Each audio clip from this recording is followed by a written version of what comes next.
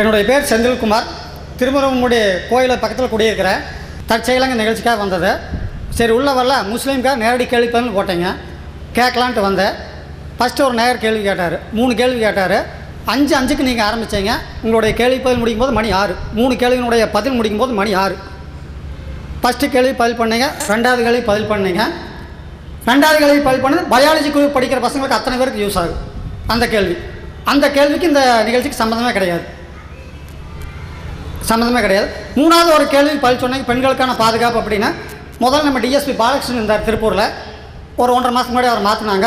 அவர் ஒரு press meet வச்சார். எல்லா பத்திரிக்கையாளர் கூப்பிட்டு வச்சார். தினகரன், தினத்தனி, தினமலர் எல்லா பேப்பர்லேயும் வந்த நியூஸ். அதனுடைய விரிவாக்கத்தை நீங்கள் இன்ன வரைக்கும் சொல்லிட்டீங்க. எனக்கு தெரிஞ்சது இவ்வளவு சொல்லிட்டேன். அப்புறம் இன்னொன்று சொன்னீங்க, பெண்களுக்கான குற்றங்கள் எல்லாம் நடக்குது அப்படின்னு. பெண்களுக்கான குற்றங்கள் உலகத்தில் எல்லா பக்கம் நடக்குது. ஆனால் அந்த குற்றங்களுக்கெல்லாம் உலகத்தில் எல்லாமே தண்டனை கம்மி. பட் சவுதியில் தான் தண்டனை அதிகம். எங்கே கையை தொட்டால் கையை வெட்டுவேன், எந்த பொருள் யூஸ் பண்ணால் அந்த பொருளை வெட்டி விட்டுருவான். இந்தியாவில் கிடையாது. இந்தியாவில் வந்து மேல் court, supreme court, high court எல்லா பக்கம் கேஸ் போயிட்டே இருக்குது. அதை நீங்கள் சொல்லவே இல்லை. நீங்கள் வந்து உங்களுடைய வாதத்தை எடுத்துகிட்டு போயினீங்க. சொற்பொழிவு மாதிரி தான் சொன்னீங்க. கேள்விக்கு பதில் சொல்ல நீங்கள் உங்களுடைய சொற்பொழிவு தான் சொன்னீங்க. 3 கேள்விக்கு வந்து 50 நிமிஷம் எடுத்துட்டீங்க. மொத்தம் 5 டோக்கன் கொடுத்துருக்குறீங்க. 5 டோக்கன் 9 மணிக்கெல்லாம் முடிஞ்சிடும். அதுக்கு பின்னாடி கேள்வி வரைக்கும் எத்தனையோ பேர் இருப்பாங்க என்ன மாதிரி. அந்த கேள்விக்கு நீங்கள் பதில் சொல்ல முடியாது. நீங்கள் வந்து கேள்விக்கு பதில் சொல்லாமல் உங்களுடைய வாதத்தையே அதிகமாக சொல்லிட்டு இருக்கிறீங்க. நான் கேட்கக்கூடிய கேள்வி ஒரே கேள்வி தான். வெள்ளிக்கிழமை அன்னைக்கு இந்து பெண்கள் அனைவருமே குளிச்சுட்டு வெளியில் வந்து கோயிலை போக பிரியப்படுவாங்க. அப்போ நான் வந்து இந்து மதம். முஸ்லீம் பெண்கள், எங்களுடைய இந்து பெண்கள் எல்லாமே கருப்பு சேரீ பார்த்தாவே எங்கள் வீட்டில் இளவு நடந்தால் தான் கருப்பு துணி யூஸ் பண்ணுவோம். இந்தியாவை பொறுத்தளவுக்கு ஒரு தலைவர் செத்தால நெஞ்சில் கருப்பாச்சு குத்திக்குவோம். ஆனால் வெள்ளிக்கிழமை தான் நீங்கள் வந்து மெயினாக கருப்பு யூஸ் பண்ணுறீங்க. எங்களுடைய தாய்மார்கள் வெளியே வரும்போது அதை பார்த்து அமங்கலமாக பார்க்குறாங்க. அதையே உங்கள் மாற்ற முடியாது. அதுக்கு ஒரு கருப்பு வந்து டோட்டலாகவே தமிழ்நாட்டில், இந்தியாவை பொறுத்தளவு வேறங்க. தமிழ்நாட்டை பொறுத்தளவுக்கு வீட்டிலேருந்து வெளியில் வந்து கோயிலுக்கு வரணும்னு வெள்ளிக்கிழமை அன்னைக்கு வந்தால் கருப்பு துணி பார்த்தாவே அமங்கலமாக நினைப்பாங்க. மெயின் அதுதான். அந்த ஒரு கேள்விக்காக தான் நான் வந்ததுங்க. அதையே உங்களால் மாற்ற முடியாது.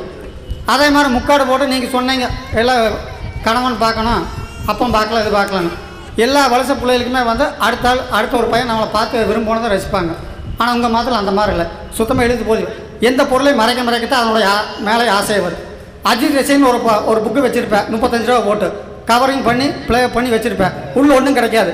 அவன் 5 வருஷத்துக்கு முன்னாடி எடுத்த பையன், அவன் குழந்தைய எடுத்து போட்டால் சாலினி மௌனம் கட்டி பிடிச்சி எடுத்த போட்டால் போட்டிருப்பாங்க. 35 வருஷம் 35 ரூபாய்க்கு அதை கொடுப்பாங்க. உள்ளே எதுவும் மாற்றம் கிடையாது. அந்த மாதிரி தான் வந்து எந்த பொருளும் மூடி மறைக்கத்தான் வந்து ஒரு ஆசை வரும்.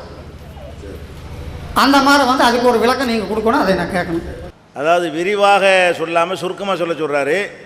ஆனால் இன்னும் கொஞ்சம் விரிவாக சொல்லியிருக்கணுங்கிறது அவர் கேள்வியில் விளங்குது. என்னென்னு கேட்டால், மூடத்தான் வந்து ஆசை வரும், திறந்து போட்டு ஆசை வராதுன்னு சொன்னார்ல, அந்த வாரத்துக்கு பதில் சொல்லியிருந்தால் கொஞ்சம் நல்லா இருக்கும்னு இப்போ நான் நினைக்கிறேன். ஒரு விஷயத்தில் பல கோணங்கள் இருக்கும். எல்லா கோணங்களையும் தெளிவுபடுத்தினா தான் பதிலே தவிர நம்பரை வச்சுக்கிட்டு பதில் 15 சொல்லிட்டாங்கன்னு பார்க்கக்கூடாது. 15ம் என்னென்ன கோணங்களிலெல்லாம் சந்தேகங்கள் வருமோ அனைத்தையும் தீர்க்க வைத்து சொல்லணும். மேலோட்டமாக கேட்குறாங்க, பெண்களை மூடணும் அப்படின்னு சொல்லி, அது உங்களுக்கு திருப்தி அடையுமா? அது தெரிஞ்சுக்கிட்டு தானே வந்திருக்கிறீங்க. அதான் உங்களுக்கு தெரியுமே. ஏன் ஆட்டை எடுத்து நீங்கள் சாப்பிட்றீங்க, அப்படி தான் எங்கள் மார்க்கத்தில் உள்ளதுன்னு சொன்னால் பதிலாகுமா? அதான் தெரியுமையா, ஏன் சாப்பிட்றீங்கன்னு தானே கேட்குறேன்னு கேட்கும்பொழுது, ஏன் சாப்பிட்றோன்னு கேட்டால் அதனுடைய விவரத்தை சொல்லணுமா? நாங்கள் அப்படி தான் சாப்பிடுவோம்னு சொன்னால் பதிலாகுமா? அதான் எங்களுக்கு தெரியுமே, நீங்கள் பார்த்துட்டு தானே இருக்கிறீங்க நாங்கள் சாப்பிட்றத, ஆடு மாடை சாப்பிட்றத. அப்போ ஆடு மாடை ஏன் சாப்பிட்றீங்கன்னு கேட்டால் அதனுடைய பயாலஜிலேருந்து எல்லாம் தான் சொல்ல வேண்டியிருக்கும். அது இன்னும் சொல்ல போனால், இப்போ நீங்கள் அவரையும் கூடுதலாக கேட்டார், அது கூடங்கிறாரு பதில் கூடன்னு சொல்லிட்டு என்ன செய்கிறாரு, நீங்கள் மூடி வைக்கிறீங்க பெண்களை, திறந்தா தான் செய்யும், மூட ஆசை வரும், ஓப்பன் பண்ண ஆசை வராதுங்கிறாரு. அப்போ இதுங்க அந்த பதிலில் வந்து 10லேருந்து தானே அர்த்தமாகுது.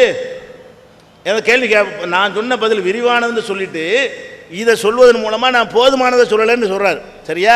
இப்போ அதையும் நான் சொல்லிவிட்றேன்.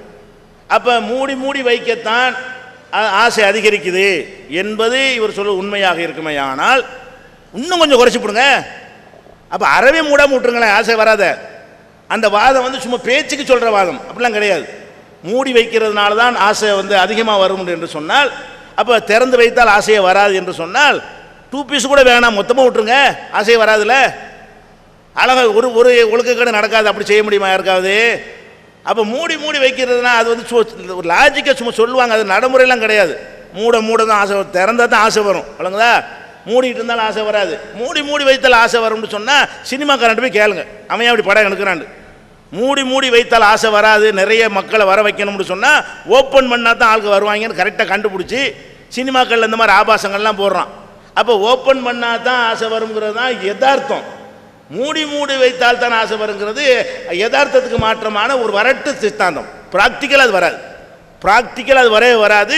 நீங்கள் வேணால் பாருங்கள், ஒரு மூடி ஒரு பெண்ணை கொண்டாந்து வைங்க, மூடாமல் ஒரு பக்கம் ஒரு பெண்ணை வைங்க, ஏதோ ஒருத்தன் பார்ப்பான்னு பாருங்கள். நீங்கள் ப்ராக்டிக்கலாக பாருங்கள், விளங்குதா? நடைமுறைக்கு மாற்றமாக ஒரு தத்துவம் உலகத்தில் சொல்லப்படுமையானால் அதை நம்ம ஏற்றுக்கிற கூடாது. நடைமுறைக்கு உண்மை கண்ணு முன்னாடி இது பொய்யாகி கொண்டிருக்கிறது, அது பார்த்து கொண்டிருக்கிறோம். அவர் கேள்விக்கு வருவோம், என்ன கேள்வி கேட்குறாருன்னா இதையும் விவரமாக தான் சொல்ல வேண்டியிருக்கிறது, விளங்குதா? அப்போ முஸ்லீம்கள் வந்து கருப்பு ட்ரெஸ் அணிகிறாங்க, அதிகமான பேர் அணிகிறாங்க. குறிப்பாக முஸ்லீம் பெண்கள் அந்த கருப்பை அணிஞ்சிக்கிட்டு வெள்ளிக்கிழமையெல்லாம் பள்ளிவாசலுக்கு வர்றாங்க.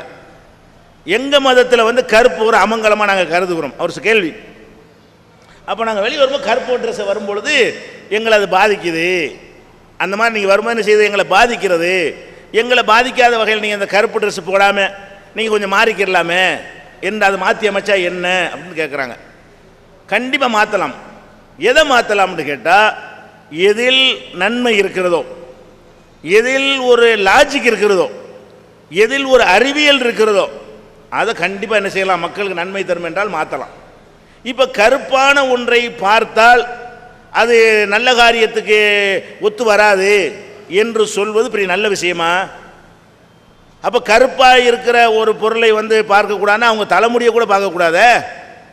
கடவுள் வந்து எல்லாருக்கும் தலைமுடியை கருப்பாக தானே படைச்சிருக்கிறாரு. சரி, ட்ரெஸ் என்ன நினைஞ்சிருவோம் நாங்கள், வேண்டா கருப்புக்கு பதிலாக வெள்ளை சட்டை போட்டுருவோம். அப்போ இதுக்கு சாந்து அடிக்க முடியுமா, சுண்ணாம்பு அடிக்க முடியுமா தலைக்கு? அப்போ தலையை கருப்பாக பார்ப்பீங்க, அதுக்கு என்ன பண்ணுறது? அப்போ கருப்பு கலரை பார்க்கக்கூடாதுன்னு. சரி, கருப்பு கலர் வந்து இந்த ஒரு ட்ரெஸ்ஸில் மட்டும்தான் கருப்பு கலர் இருக்குதா? எவ்வளோ பொருள்கள் வெளியே வந்துட்டீங்கன்னு சொன்னால் திராட்சை பழம் விற்றுக்கிட்டு போவோம் ஒருத்தன், அது கூட கருப்பு கலராக தான் இருக்கு. பச்சை திராட்சை இருக்கும்போது கருப்பு திராட்சை இருக்க தானே செய்யுது. கருப்பு திராட்சை ஏன்டா கொண்டு வந்தேன்னு சொல்லுவோமா? அல்ல வீட்டில் சாப்பிடாம தான் இருப்போமா? சரி, கருப்பாகவே மனுஷனே கருப்பாக இருந்தால் என்ன செய்வேன்? மனுஷனே கருப்பாக இருக்கேன், என்னை மாதிரி கருப்பாக இருந்தால் நான் வெள்ளை சட்டையே போட்டு வர்றேன், நான் வெள்ளையாயிட முடியுமா? என்ன கருப்பாக வந்துட்டோம் அப்படின்னு சொன்னால் என்ன ஆகுறது? கருப்பனா வாழக்கூடிய நாட்டில் என்ன கதி ஆகும்? ஆப்பிரிக்காக்கெல்லாம் போனீங்கன்னா எல்லாம் கருப்பாக இருப்பானே, அவன் எந்த கருப்பை பார்ப்பான்? கருப்பை தவிர வேற ஒன்று பார்க்க முடியாது. அப்போ இது முதல்ல என்ன செய்யணும்னா, ஒரு கலர் எப்படி நம்முடைய எதிர்காலத்தை தீர்மானிக்கணும்னு சிந்திக்க வேணாமா? யாராவது முஸ்லீமாக இருக்கட்டும், இந்துவாக இருக்கட்டும், யாராவது இருக்கட்டும், அதையும் ஒரு கலரை பார்க்கறதுனால நமக்கு என்ன வந்துட போகுது? கருப்புங்கிறது கடவுளுடைய, வெள்ளை கலர் எப்படி கடவுளுடைய கலரோ அது மாதிரி கருப்பும் கலர். இன்னும் சொல்ல போனால் கருப்பு தான் ஃபுல் கலர். ஃபுல் கலர் என்னது? அதான் ஆரம்பம் வெள்ளை, லாஸ்ட் கருப்புங்க. நடுவில் தான் எல்லா கலரும் இருக்கிறது. எந்த கலரை நீங்கள் அதிகப்படுத்தினாலும் கருப்பில் போய் முடிஞ்சிடும். பச்சைன்னு வைங்களேன், பச்சை அடிச்சிங்க, பச்சை இன்னும் கொஞ்சம் கூட்டுங்க, இன்னும் கொஞ்சம் கூட்டுங்க, இன்னும் கொஞ்சம் கூட்டுங்க, அது கருப்பு. புழு அடிங்க, புழு இன்னும் கொஞ்சம் அதிகப்படுத்துங்க, இன்னும் கொஞ்சம் அதிகப்படுத்துங்க, அதனுடைய கடைசி என்ன? கருப்பு. புழுவை அதிகமாக ஏற்றமாயிரும், கருப்பாயிரும். சிகப்பையை அதிகமாக போட்டுங்களேன், அதனுடைய முடிவு கருப்பு தான். எல்லா கலருடைய எண்டும் கருப்பு தான்.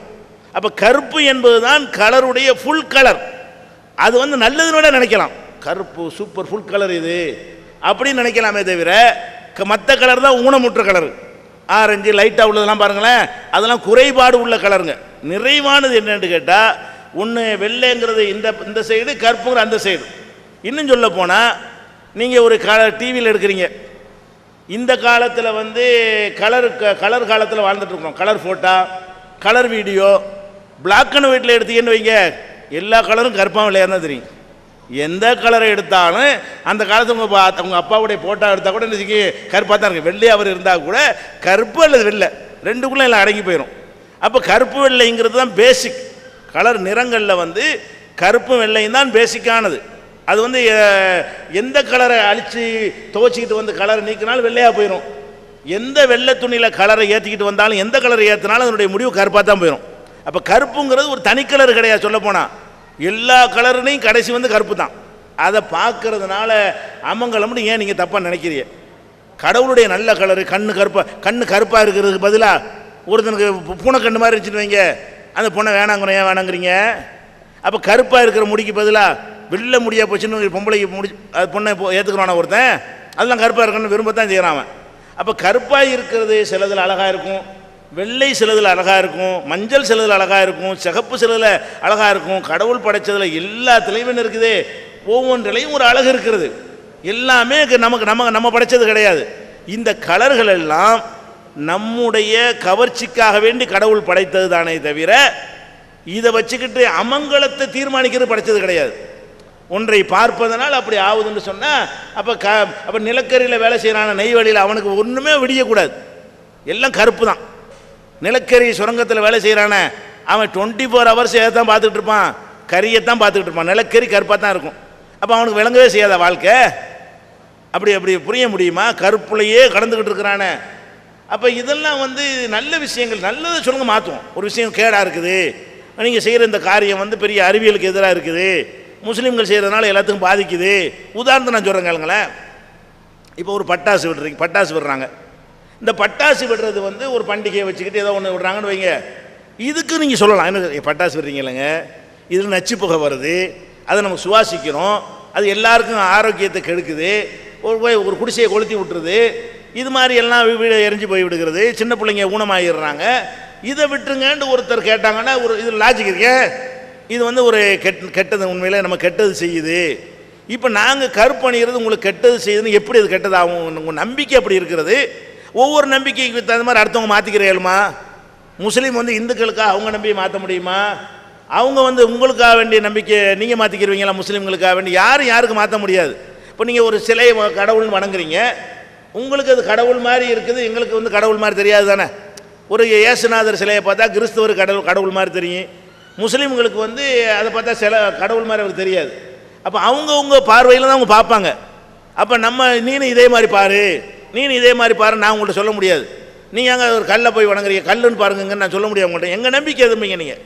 அது மாதிரி ஒவ்வொருத்தருக்கும் அவங்கவுங்களுக்கு ஒரு நம்பிக்கை இருக்குமே, ஆனால் அது அடுத்தவங்களை பாதிக்க நினைக்கவே கூடாது. நீங்கள் அப்படின்னு வாழ முடியாது. எங்கள் நம்பிக்கையை நீங்கள் நடக்கிறது பாதிக்கிறதுன்னு சொன்னால் ஒவ்வொரு விஷயமும் பூனை குறுக்க போகக்கூடாதுன்னு சொல்கிறீங்க. பூனை குறுக்க போனால் பூனை என்ன பண்ணுவீங்க? நீங்கள் ஒன்றும் பண்ண பூனைக்கு அறிவுரையாக சொல்ல முடியும். அது மாதிரி நினச்சிட்டு போங்க, பூனை குறுக்க போய் நினச்சிட்டு போங்க. அப்படி அமங்கலம்னு நினச்சா கூட. அதனால் முதல்ல இந்த அமங்கலம்ங்கிறதே கிடையாது. ஒரு கலர் நம்ம எதிர்காலத்தான் தீர்மானிக்காது. பச்சையை பார்த்தா நல்லாயிருக்கும், சேப்பை பார்த்தா கெட்டதாக இருக்கும், வெள்ளையை பார்த்தா நல்லாயிருக்கும், விதவையை பார்த்தா வீணாக போயிடும், சுமங்கலியை பார்த்தா நல்லா இருப்போம். இப்படியெல்லாம் சும்மா யாரோ ஒரு தவறாக நமக்கு சொல்லி தந்து விட்டார்களே தவிர இதுக்கு எந்த வித அறிவியலும் கிடையாது. அப்படி நடைமுறையில் இப்படி இல்லை.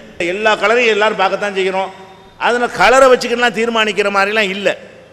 எல்லா கலர்லையும் நல்லது கெட்டது தீர்மானிக்கக்கூடிய சக்தி கடவுள் வைக்கவே இல்லை. கண்ணுக்கு அழகு தான் கலர் எது கடவுள் படைச்சிருக்காருன்னு கேட்டால், கண்ணுக்கு பல கலர் இருந்தால் அழகாக இருக்கும். கருப்பு, சிலது கருப்பு நல்லா இருக்கும், சிலது வெள்ளை நல்லா இருக்கும், சிலது பச்சை நல்லா இருக்கும். ஒவ்வொன்றில் ஒரு பார்த்து ரசிட்டு போயிட வேண்டியதுதான். மரங்களில் பச்சை நல்லா இருக்குது, கருப்பு கை பெயிண்ட் அடித்தா நல்லா இருக்காது. மரத்தினுடைய வேர்ப்பகம் இருக்குல்ல, அது கருப்பாக இருந்தால் நல்லா இருக்கும், அதுவும் பச்சையாக இருந்தால் பார்க்க நல்லா இருக்காது. இப்படி ஒவ்வொன்றுக்கும் ஒரு அழகு இருக்கும். அந்த வகையில் ஒரு கருப்பு ட்ரெஸ் போடுறாங்கன்னா அது ஒரு கலரில் ஒரு கலர்னு எடுத்துகிட்டு போயிருங்க. சரி, முஸ்லீம் போயிட்டான்னு வைங்க, தீக்காக்காரன் போட்டு தான் என்ன பண்ணுவீங்க? முஸ்லீம் எல்லாம் நினைச்சிடறான் கருப்பு சட்டையை பதில் வெள்ளை சட்டையை போயிட்டு போடுறான், மற்றவன் தீக்காக்காரன் கருப்பு சட்டை போட்டு வேணும்னு வருவான். அப்போ அவனை போய் சொல்ல முடியுமா? போய் ஏன் உரிமைன்னு சொல்லுவான். அப்போ உங்களுக்கு வெள்ளை போட உரிமை இருந்தால் அவர் கருப்பு போட உரிமை நம்மளை எப்படி பாதிக்குது அப்படிங்கிற மாதிரி நீங்கள் நினச்சிக்கணுமே தவிர, அல்லது என்ன செய்யணும், அந்த காலத்தில் எட்டி பார்ப்பாங்க, பார்த்துட்டு யார் போகிறான்னு எட்டி பார்த்துட்டு இறங்கி வருவாங்க. பூனை போதா, நாய் போதா, சுமங்கலி வர்றாளான்னு பார்த்துட்டு. அந்த மாதிரி நீங்கள் கேர்ஃபுல்லாக இருந்துக்கணுமே தவிர, எங்களை புண்படுத்துங்கிறதுக்காக வேண்டி இதை மாற்ற சொன்னால் இது எப்படி புண்படுத்தும்? மாற்ற வேண்டிய விஷயங்களாக இருந்தால் சொல்லுங்கள். நாங்கள் முஸ்லீம்கள் ஏதாவது உங்களை பாதிக்கிற விஷயங்களை செஞ்சோம்னு சொன்னால் அதை நாங்கள் உடனே மாற்றுறதுக்கு நாங்களே இந்த சபையில் என்ன செய்கிறோம், அறிவுரை சொல்கிறோம். இது மாற்ற தேவையே இல்லை, நீங்கள் தான் மாற்றிக்கணும். ஒரு கலரை ஒதுக்குறது நல்லது இல்லை, அறிவியல் பூர்வமானது இல்லை. எல்லா கலரும் கடவுளுடைய கலர் தான். கடவுளே கருப்பாக தானே இருக்கிறார். அப்படி பார்த்தா கடவுள்னு வணங்குறாங்களே சிலைகள் பெரும்பாலான சிலைகள் கருங்கல் தானே. கருங்கல்ங்கிறது கருப்பாக தானே இருக்கும். அப்போ கடவுளை பார்க்குறது தப்பாக போயிடுமா? அதுக்கு என்ன செய்கிறீங்க? அப்போ கடவுளுக்கு வெள்ளை பெயிண்ட் அடித்து வைக்க முடியுமா? அப்போ அவங்கவுங்களுடைய நம்பிக்கைக்கு தகுந்தவாறு இருக்கிறத அடுத்தவங்க திணிக்கக்கூடாது. நாங்கள் எங்கள் நம்பிக்கை, உங்களுக்கு உங்கள் நம்பிக்கை. இப்படி போனால் இந்த பிரச்சனை வராது, சண்டை வராது, ஒம்பு வராது. அவங்க அப்படி தான் இருப்பாங்க, நம்ம இப்படி தான் இருப்போம். அவங்க செஞ்ச நம்மளேப்பா இது பாதிக்கணும் அப்படிங்கிற மாதிரி நீங்கள் எடுத்துக்கங்க. பெருந்தன்மையா பஞ்சாயத்து வராது. ஐயா, எனது பெயர் சண்முகவல்லி. விஜயமங்கலம் கவர்மெண்ட் ஹாஸ்பிட்டலில் ஸ்டாஃப் நர்ஸாக ஒர்க் பண்ணுறேன். நாங்கள் இப்போ சாமி கும்பிட்றோம்னா கோவிலுக்கு செல்கிறோம். அங்கே எங்களுக்குன்னு ஒரு உருவம் இருக்குது, சாமி கும்பிட்றதுக்கு எங்களுக்குன்னு ஒரு உருவம் இருக்குது. இப்போ நீங்கள் சாமி கும்பிட்றோம்னா பள்ளிவாசலுக்கு செல்றீங்க, அங்கே உங்களுக்கு வந்து ஒரு உருவம் கிடையாது. அப்படி உள்ள நீங்கள் பள்ளிவாசலில் போய் பிரார்த்தனை செய்கிறதுக்கு பதிலாக அவரவர் வீட்டில் இருந்தே பிரார்த்தனை செய்யலாம்ல. நீங்கள் அதை எதுக்கு நீங்கள் பள்ளிவாசல் செல்றீங்க? இந்து மதத்தில் மற்ற மதங்களில் எல்லாம் கோயிலில் போய் கடவுளை உருவமாக பார்க்கிறார்கள். அப்போ பார்க்குறதுக்கு மெனக்கெட்டு போக தான் வேண்டியிருக்கிறது. வீட்டில் இருந்து உருவம் இருக்காதுல்ல, அதுக்கு நாங்கள் கோயிலுக்கு போகிறதுல ஒரு லாஜிக் இருக்கிறது. நீங்கள் பள்ளிவாசலுக்கு போனீங்கன்னா பள்ளிவாசல் ஒன்றுமே இருக்காது. பள்ளிவாசலுங்கிறது வெறுமை சுத்தமான ஒரு இடமா இருக்கும், அவ்வளவுதான். அதில் ஒரு சிலையோ ஒரு எந்த ஒரு வணங்குறதுக்கு ஒரு பொருளோ இருக்காது. அப்போ அதுக்கே நீங்கள் போகிறீங்க, வீட்டில் தொழுதுக்கலாமே, பள்ளிவாசல் இப்போ தேவையே இல்லையே அப்படின்னு கேட்குறாங்க. இஸ்லாத்தினுடைய கொள்கை என்னன்னு கேட்டால், எங்கே வேண்டாலும் தொழுவலாங்கிறது தான். கோவிலில் தான் பள்ளிவாசலில் தான் தொழணும் என்பது இஸ்லாத்தின் சட்டம் கிடையாது. இப்போ தொழுகை நேரம் வந்துட்டால் இங்கே கூட நாங்கள் தொழுதுக்கலாம். பள்ளிவாசலுக்கு தான் போய் தொழணுங்கிற என்ன, ரோட்டில் தொழுகலாம், காட்டில் தொழுகலாம், எங்கே தொழுகையுடைய நேரம் வருகிறதோ அங்கே நீங்கள் தொழுது கொள்ளலாம் என்று இஸ்லாம் எங்களுக்கு என்ன செய்கிறது, அனுமதிக்கிறது. ஏன்னு கேட்டால், நாங்கள் இந்த உருவத்தை வணங்கலை, உள்ளத்தில் கடவுளுக்குன்னு சில நான் இலக்கணம் ஆரம்பத்தில் சொன்னேன் இல்லையா, அந்த மாதிரி ஒரு சூப்பர் பவர்னு வச்சிருக்கோம்ல, அவர் மனசால் நினைத்து கொண்டு அந்த கடவுளை நான் வணங்குகிறேன் என்று மனசால் ஓர்முகப்பட்டு வணங்குறதுனால ஒரு இடத்துல போய் தான் வணங்கணும் என்பது கிடையாது. எங்கேயும் வணங்கலாம். ஆனால் 5 தடவை மட்டும், ஒரு நாளைக்கு 5 தடவை மட்டும் பள்ளிவாசலுக்கு வரணும் என்று இஸ்லாம் சொல்லுகிறது. அது எதுக்காக சொல்லுகிறது என்று கேட்டால், அங்கே தான் கடவுள் இருக்கிறார் என்பதற்காக சொல்லவில்லை. எதற்கு சொல்லப்படுது என்று கேட்டால், மனிதர்கள் கூட்டாக சமூக பிராணியாக மனிதன் வாழ்கிறான். அப்போ அந்த பள்ளிவாசலுக்கு தினமும் 5 தடவை நாங்கள் போய் தொழக்கூடிய நேரத்தில் ஒருவரை ஒருவர் சந்திக்கக்கூடிய நிலைமை ஏற்படுகிறது. ஒருவரோடு ஒருவர் பக்கத்தில் ஒட்டி உரசி கொண்டு நிற்கக்கூடிய நிலைமை ஏற்படுகிறது. இப்படி ஏற்படுற காரணத்தினால தான் எங்கள்கிட்ட இந்த தீண்டாமையெல்லாம் இல்லாமல் போனது. தீண்டாமை இல்லாமல் போனது காரணம் என்னென்னு கேட்டால், பக்கத்தில் நிற்பார். முதல் நாள் நிற்கும்போது ஒரு மாதிரியாக இருக்கு, இவன் இங்கே ஒரு மாதிரி ஆள் அப்படின்னு நினைப்போம். 2வது நாள் அது குறையும், 3வது நாள் இன்னும் கொஞ்சம் குறையும், 4வது நாள் இல்லாமல் போயிடும். அப்போ அன்றாடம் தொழுகையில் முதல்ல வந்தவனுக்கு தான் முன்னுரிமை, 2வது வந்தவனுக்கு 2வது இடம், 3வது வந்தவனுக்கு 3வது இடம், கடவுளுக்கு முன்னாடி எல்லாரும் சமம். இந்த கொள்கையை உலகத்துக்கு சொல்வதாக இருந்தால் ஒரு இடத்துல அசம்பிள் ஆகி தான் சொல்ல முடியும். நானாக தனியாக இருந்து சொல்ல இயலாது. எல்லாரும் சமம்ட்டு நான் பாடு வீட்டில் உட்காந்து சொன்னேன்னு சொன்னால், எல்லாரும் சமங்கிறது எப்படி நான் நிலைநாட்ட முடியும்? எல்லாரும் சமம்னு சொல்கிறதா இருந்தால் எல்லாரும் ஒரு இடத்துல வைக்கணும், அதில் காட்டணும், சமம்ங்கிறத காட்டணும். அப்போ பள்ளிவாசலில் நாங்கள் போவது அங்கே கடவுள் இருக்கிறார் என்று நினைத்து ஒருவர் போனாரே ஆனால் அவர் இஸ்லாத்தோட்டு வெளியேறி விடுவார். கடவுள் பள்ளிவாசலில் இல்லை, நல்லா தெரிஞ்சுக்கிறங்க. மக்காவில் உள்ள ஆலயத்தில் கூட கடவுள் இல்லை. முதல் ஆலயம் காபான்னு சொல்கிறவன், அதில் கூட கடவுள் இருக்கிறார் என்று நாங்கள் போனால் அவன் இஸ்லாத்தோட்டு வெளியே போய் விடுவான். கடவுள் எதுலேயுமே இல்லை, பள்ளிவாசல்லையும் கிடையாது, காபா ஆலயத்திலையும் கிடையாது, வேறு எந்த ஒரு புனித தலங்கள்லையும் கடவுள் இல்லை என்பதுதான் இஸ்லாத்தின் கொள்கை. தூய்மையான ஒரு இடத்தில் நம்ம பிரேயர் பண்ண வேண்டும், எல்லா மக்களும் கூட்டாக சந்திக்க வேண்டும். இப்படி சந்திப்பதன் மூலமாக ஒருவரை பற்றி ஒருவர் அறிந்து கொள்வது, அறிமுகம். ஒருவருடைய வறுமை எனக்கு தெரியும், ஒரு பணக்காரர் தெரியும், நான் ஒரு கோடீஸ்வரன் வச்சுக்கிறேங்க, எனக்கு பக்கத்தில் ஒரு ஏழை இருக்காருன்னு வைங்க, 4 தடவை பள்ளிவாசல் சந்திக்கும் பொழுது அந்த ஏழைக்கு எனக்கு ஒரு அறிமுகம் ஏற்படும். அவர் என்கிட்ட உதவி கேட்பார், நான் உதவி செய்வேன். அப்படியெல்லாம் பள்ளிவாசலில் வச்சு அறிமுகத்தை வைத்து கொண்டு பல தேவைகளை முஸ்லீம்கள் நிறைவேற்றி கொள்கிறார்கள். பள்ளிவாசல் தொழுதுட்டு ஓடி போயிட மாட்டாங்க, தொழுத பிறகு ஒருத்தர் பேசுவாங்க, சந்திப்பாங்க. நீங்கள் எந்த ஊர், எங்கே இருக்கிறீங்க, அந்த தெருவா அந்த தெருவா அப்படிங்கும்போது ஒவ்வொருத்தருடைய பெயர் அட்ரஸோடு நாங்கள் அறிமுகமாக இருப்போம். முஸ்லீம்களை பொறுத்த வரைக்கும் ஒரு ஊரில் வாழ்கிறோம் என்று சொன்னால் ஒவ்வொருத்தருடைய பெயர், தெருவு, அட்ரஸு, கோலம், கோத்திரம் வரைக்கும் எல்லாத்தையும் விசாரித்து வைத்துக்கிறோம், அறிமுகமாகி விடுகிறோம். இந்த அறிமுகம் எதனால் ஏற்படுகிறதுன்னு சொன்னால், பள்ளிவாசலுக்கு தினசரி 5 முறை போய் கொண்டிருக்கிற காரணத்தினால இந்த அறிமுகங்கள் ஏற்படும் பொழுது அதில் ஒரு இணக்கம் ஏற்படும், ஒருத்தருக்கு ஒருத்தர் உதவி செய்து ஏற்படும், சமத்துவம் ஏற்படும், சகோதரத்துவம் ஏற்படும். ஒரு சின்ன உதாரணம் கூட சொல்லுவாங்க. அந்த ஜனாதிபதியாக நம்ம நாட்டில் ஜாகிர் ஹுசேன் ஒருத்தர் இருந்தார். இந்தியாவுடைய ஜனாதிபதியில் முக்கியமான ஒரு நல்ல பேர் எடுத்த ஜனாதிபதியில் அவர் ஒரு ஆள். அந்த ஜாகிர் ஹுசேன் என்பவர் ஜனாதிபதியாக இருக்கும்போது ரம்ஜான் பெருநாளைக்காக வேண்டி தொழுகை நடத்துவாங்கல்ல பள்ளிவாசலில், செங்கோட்டைக்கு எதிர்த்தாப்புல ஒரு பள்ளிவாசல், ஜும்மா மஸ்ஜித், பெரிய பள்ளிவாசல். அந்த பள்ளிவாசல்னா பாதி பள்ளிவாசல் தான் ரூஃப் இருக்கும், பாதி பள்ளிவாசல் ஓப்பனாக இருக்கும். கீழே கல் போட்டிருப்பாங்க, மேலே ஓப்பனாக இருக்கும். அந்த பள்ளிவாசலில் தொழுவதற்காக அவர் வர்றார். ஜனாதிபதி நாட்டில் அவர் தான் முதல் குடிமகன், அதிகாரம் இல்லாட்டாலும் ஃபஸ்ட்டு அவர் தான். அப்போ முதல் குடிமகனாக இருக்கக்கூடியவர் தொழுகைக்கு வர்றாரு. லேட்டாக வந்துட்டார். லேட்டாக வந்தால் பள்ளிவாசலாம் நிறைஞ்சு போச்சு. அவர் ஓப்பன் பிளேஸில் தலையில் வெயில் உழுவுது. அந்த வெயிலில் ஓப்பன் பிளேஸில் நின்றாரே தவிர முஸ்லீம்களில் யாரும் வாங்க வாங்கன்னு வழிவிட்டு ஜனாதிபதி வந்துட்டார் அப்படின்னு நாங்கள் முன்னாடி கூட்டிகிட்டு போகவும் இல்லை. அவரு கூட நான் ஜனாதிபதி என்னை விடுங்க நான் ஃபஸ்ட்டில் போகணும்னு அவர் சொல்லலை. அவருக்கு இந்த என்னது ஃபஸ்ட்டில் வந்தால் ஃபஸ்ட்டு, லாஸ்ட்டில் வந்தால் லாஸ்ட்டு தான். நம்ம முதல் வரிசையில் நம்ம நிற்க விரும்பி இருந்தால் நம்ம முதல்ல வந்திருக்கணும். வேறு இடத்துல முதல் குடிமகன் சொல்லி முதல் அந்தஸ்து கொடுப்பாங்க, பள்ளிவாசலில் கொடுக்க மாட்டாங்க. இது எவ்வளோ தெளிவாக டிக்ளேர் பண்ணுவோம். இந்த பள்ளிவாசல்னு ஒரு அமைப்பு செட்டப் இல்லாட்டி இது எப்படி நிரூபிக்க முடியும்? மக்கள்லாம் அசம்பிள் ஆன ஒரு சபையில் நிரூபிக்கல. இல்லாட்டி தத்துவம் சொல்லிட்டு இருக்க வேண்டிய நாங்கள் எல்லாம் சமம்னு தத்துவமாக சொல்லுவோமே தவிர அதை நடைமுறையில் நிரூபித்து காட்டுவதற்கான ஒரு வாய்ப்பாக இருந்துச்சா இல்லையா? அப்போ இந்த பள்ளிவாசல் இடத்துல போய் நாங்கள் அசம்பிள் ஆவது நல்ல கேள்வி. நாங்கள் கடவுளை பார்க்கறது போகவே இல்லை. அங்கே கடவுள் இல்லவே இல்லை. பள்ளிவாசலில் கடவுள் இல்லவே இல்லை. கடவுளை நாங்கள் மனசில் தான் என்ன செய்கிறோம், அவருடைய பவர் வல்லமை ஆற்றலாம் மனசில் உருவகப்படுத்தி கடவுளே அப்படின்னு பள்ளிவாசல் செவத்தை பார்த்து கேட்க மாட்டோம், செவத்தை நோக்கியும் பேச மாட்டோம். கடவுளை மனசில் உருவகப்படுத்தி கொண்டு கடவுள்கிட்ட என்ன செய்வோம், கேட்போம். கடவுளுக்கு அது விளங்கும். அதனால பள்ளிவாசலுக்கு போகிறோமே தவிர பள்ளிவாசலுக்கு போக முடியாத நிலையில் வீட்டில் தொழுது கொள்ளலாம். 5 வேற தொழுகையை கூட மழை காலங்களில் வீட்டில் தொழுது கொள்ளலாம். பள்ளிவாசலுக்கு போக முடியாத தெருவில் கூட தொழுது கொள்ளலாம். மற்ற 5 வேளை அல்லாமல் எவ்வளோ தொழுகைகள் இருக்கிறது, அதை எங்கே வேண்டாலும் என்ன செய்யலாம், தொழுது கொள்ளலாம். அல்ல பிரயாணத்தில் போகிறோம், பஸ்ஸில் போய்கிட்டே நாங்கள் தொழுவலாம், ட்ரெயினில் போய்கிட்டே தொழுவலாம். ஒரு இடத்துல போய் தான் தொழுவணுங்கிற எங்களுக்கு கிடையாது. 5 நேரமும் பிரயாணத்தில் பஸ்ஸில் போனால் பஸ்ஸு பாட்டுக்கு ஓடிட்டு இருக்கு, நாங்கள் பாட்டுக்கு தொழுகையில் செஞ்சு முடிச்சிருவோம் உட்காந்துக்கிட்டு நிலையிலேயே. அதனால் தொழுகைக்கு ஒரு இடம் அவசியம் என்று இஸ்லாத்தில் கிடையவே கிடையாது. இந்த சமத்துவம் சகோதரத்துவத்தை நிலைநாட்டுவதற்காக வேண்டி பள்ளிவாசலுக்கு எல்லாரும் அசம்பிள் ஆகுங்க அப்படின்னு சொல்லப்பட்டிருக்கு. ஐயா, என் பேர் முத்தையன், திருப்பூர். அதாவது இப்போ உங்களுடைய மதத்தில் லாஹில்லாலா இல்லல்லா முகமது ரசூலுல்லான்னு சொல்லிட்டு அப்படின்னு இருக்குது. இதற்கு இறைவன் ஒருவனே, முகமது இறை தூதுவர் என்று சொல்லுபவர்கள் இஸ்லாமியர்கள். இதை சொல்லாதவர்களுக்கு நரகம்தான். இதை யார் சொல்லவில்லை என்றால் அவர்கள் எல்லாருக்குமே நரகம்தான் உங்களுடைய கோட்பாடுபடி இருக்கிறது. இதற்கு பார்த்திங்கன்னா அப்படி பார்த்திங்கன்னா நான் இந்து மதத்தை சேர்ந்தவன்.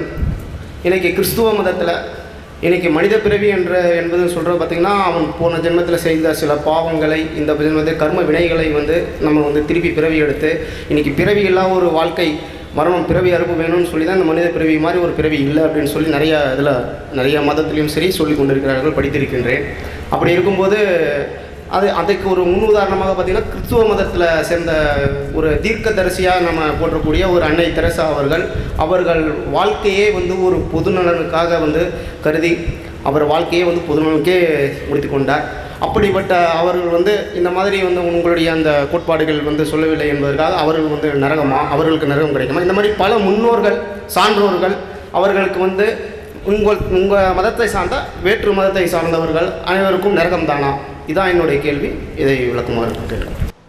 அதாவது இஸ்லாமிய நம்பிக்கை பிரகாரம் சொர்க்கம் நரகம் என்று நாங்கள் ஒன்று நம்பணும். அதாவது இந்த உலகமெல்லாம் ஒரு நாள் அழிக்கப்படும். அழிக்கப்பட்ட பிறகு முதல் மனிதரிலிருந்து அழிக்கப்படும் போது இருந்த எல்லாரையும் கடவுள் திரும்ப உயிராக்குவார். அவருக்கு இது லேசானது. முதல்ல படைக்கிறது தான் கஷ்டம் எப்போதுமே. அதை 2ஆம் முறை நம்மை படைப்பது அவருக்கு எளிதானது. படைத்து கேள்வி கேட்டு யாரெல்லாம் அந்த ஓரிரையை நம்புகிறார்களோ, ஒரே ஒரு கடவுள் தான் நம்புகிறார்களோ அவருக்கு கடவுள் சொர்க்கத்தை கொடுப்பார். அந்த ஒரு கடவுள் கிடையாது, எதை வேண்டாலும் நான் கடவுள்னு சொல்வேன் இருப்பார்களே, ஆனால் அவங்களுக்கு சொர்க்கம் கிடையாது, நரகம்தான் என்று இஸ்லாத்தில் இருக்கிறது. அதான் கேட்குறாரு. அது ஏன் மற்றவங்கள நல்லது செய்யத்தானே செய்கிறாங்க. முஸ்லீம்களை விட மற்ற சமுதாயத்தில் தெரசா மாதிரி உள்ளவங்கள்லாம் நல்ல நல்ல காரியங்கள்லாம் செஞ்சு தானே இருக்கிறாங்க. அவங்களுக்கு ஏன் இல்லைன்னு சொல்கிறீங்க? இதுதான் அவருடைய கேள்வி. முதல் விஷயம் என்னன்னு கேட்டால், நம்ம எந்த ஒரு கொள்கையை கோட்பாடை சொல்வதாக இருந்தாலும் அதில் போலித்தனம் இருக்கக்கூடாது, உண்மை இருக்க வேண்டும், நடிக்கக்கூடாது. மக்களை ஏமாத்துறதுக்காக வேண்டி என்ன செய்யக்கூடாது, மக்களுக்கு தகுந்தவாறு மறைச்சி ஒளிச்சுலாம் பேசக்கூடாது. அந்த அடிப்படையில் பார்த்திங்கன்னா எல்லா மதங்கள்லையுமே அந்த மதத்தில் இருந்தால் தான் மோட்சங்கிற கொள்கை இருக்குது. இஸ்லாத்தில் மட்டும் கிடையாது. ஒரு கிறிஸ்தவ மார்க்கத்தில் கிறிஸ்தவராக இருந்தாலே தவிர வேறு யாருக்கும் பாவ மன்னிப்பு கிடையாது என்று இருக்கிறது. கிறிஸ்தவராக இருந்தாலும் அந்த இயேசு வந்து நம்முடைய பாவத்தை சுமந்து கொண்டார், பலியானார் என்று நம்பினா மட்டும்தான் அவர் பரலோக ராஜ்யத்தில் பிரவேசிக்க முடியுமே தவிர மற்றவங்க முடியாது என்ற நம்பிக்கை கிறிஸ்தவ மார்க்கத்திலும் இருக்கிறது. அதே மாதிரி இந்துக்கள்லையும் வந்து இந்த கோட்பாட்டில் இருந்தால் தான் அவருக்கு வைகுண்ட பதவி கிடைக்கும். முஸ்லீம்கள்லாம் மிலேச்சர்கள், அவங்களுக்கெல்லாம் வைகுண்ட பதவி கிடைக்காது என்கிற ஒரு கொள்கை யாருக்கும் இருக்கிறது? இந்து மதத்திலும் இருக்கிறது. இஸ்லாத்தில் சொல்லக்கூடிய வைகுண்ட பதவி வந்து முஸ்லீம்களாக இருந்தால் தான் கிடைக்கும், இஸ்லாத்திலும் இருக்கிறது. இது எல்லாத்துலேயும் இருக்கிற விஷயம். அதாவது முஸ்லீமில் மட்டும் இருந்து மற்றதில் இல்லாமல் கிடையாது. அப்போ எல்லா மதங்கள்லையுமே இந்த மதத்தில் இருந்தால் தான் வெற்றின்னு எல்லாரும் சொல்கிறாங்க. எல்லா இந்துக்கள்கிட்ட இந்து மதம் தான் வெற்றி, கிறிஸ்தவர்கள் அதான் வெற்றியுமாங்க, புத்த மதத்தில் இருந்தால் வெற்றியுமாங்க. வெற்றினா தான் அந்த வெற்றி தான். இப்போ எல்லா மதத்தில் உள்ளவங்களுமே அவங்கவுங்க போகிற வழி தான் சரின்னு நம்புகிறாங்க, அவங்களுக்கு தான் மோட்சம் கிடைக்கும்னு நம்புகிறாங்க. அந்த மாதிரி தான் இஸ்லாம் சொல்கிறது. இதை ஒளி என்னன்னு கேட்டால் இப்படி கேள்வியாக கேட்கும்போது உடைச்சி இஸ்லாம் வந்து ஒத்துக்கிற மறுக்காது. மற்றவங்க அதை சொல்லாமல் என்ன செய்வாங்க, அதை வெளிப்படையாக சொல்ல மாட்டாங்க. அது கருத்தை தான் நீங்கள் ஆழமாக கேட்டிங்கன்னா ஆமாம் உங்களுக்கெல்லாம் மோட்சம் கிடையாது, நீங்கள் இதை ஏற்றுக்கிட்டால் தான் உங்களுக்கு மோட்சம் கிடைக்கும்னு சொல்லிடுவாங்க. அப்போ இது ஃபஸ்ட்டு விளங்கிக்கிறேன்னு எல்லா மதத்தில் உள்ளவங்களும் இந்த கொள்கையில் தான் இருக்கிறாங்க. சரி, அப்போ இஸ்லாத்தில் ஏன் இது இருக்குன்னு பதில் சொல்லுவோம். மற்ற மதத்தில் உள்ளவங்களுக்கு மற்ற மதத்தில் பதில் சொல்லிக்கிடுவாங்க. இப்போ இஸ்லாத்தில் இருந்து நாங்கள் பதில் சொல்லணும் இல்லையா அந்த கேள்விக்கு. அப்போ இஸ்லாத்தில் ஏன் இப்படி சொல்லப்பட்டிருக்குன்னு கேட்டால், இப்போ இந்த அகில உலகத்தையும் படைத்தது ஒரு இறைவன், இதை நாங்கள் நம்புகிறோம். அதான் உண்மை. எங்கள் நம்பிக்கை பிரகாரம் அந்த ஒரு கடவுள் தான் உங்களையும் படைத்தார், எங்களையும் படைத்தார், இந்த பூமியையும் படைத்தார்.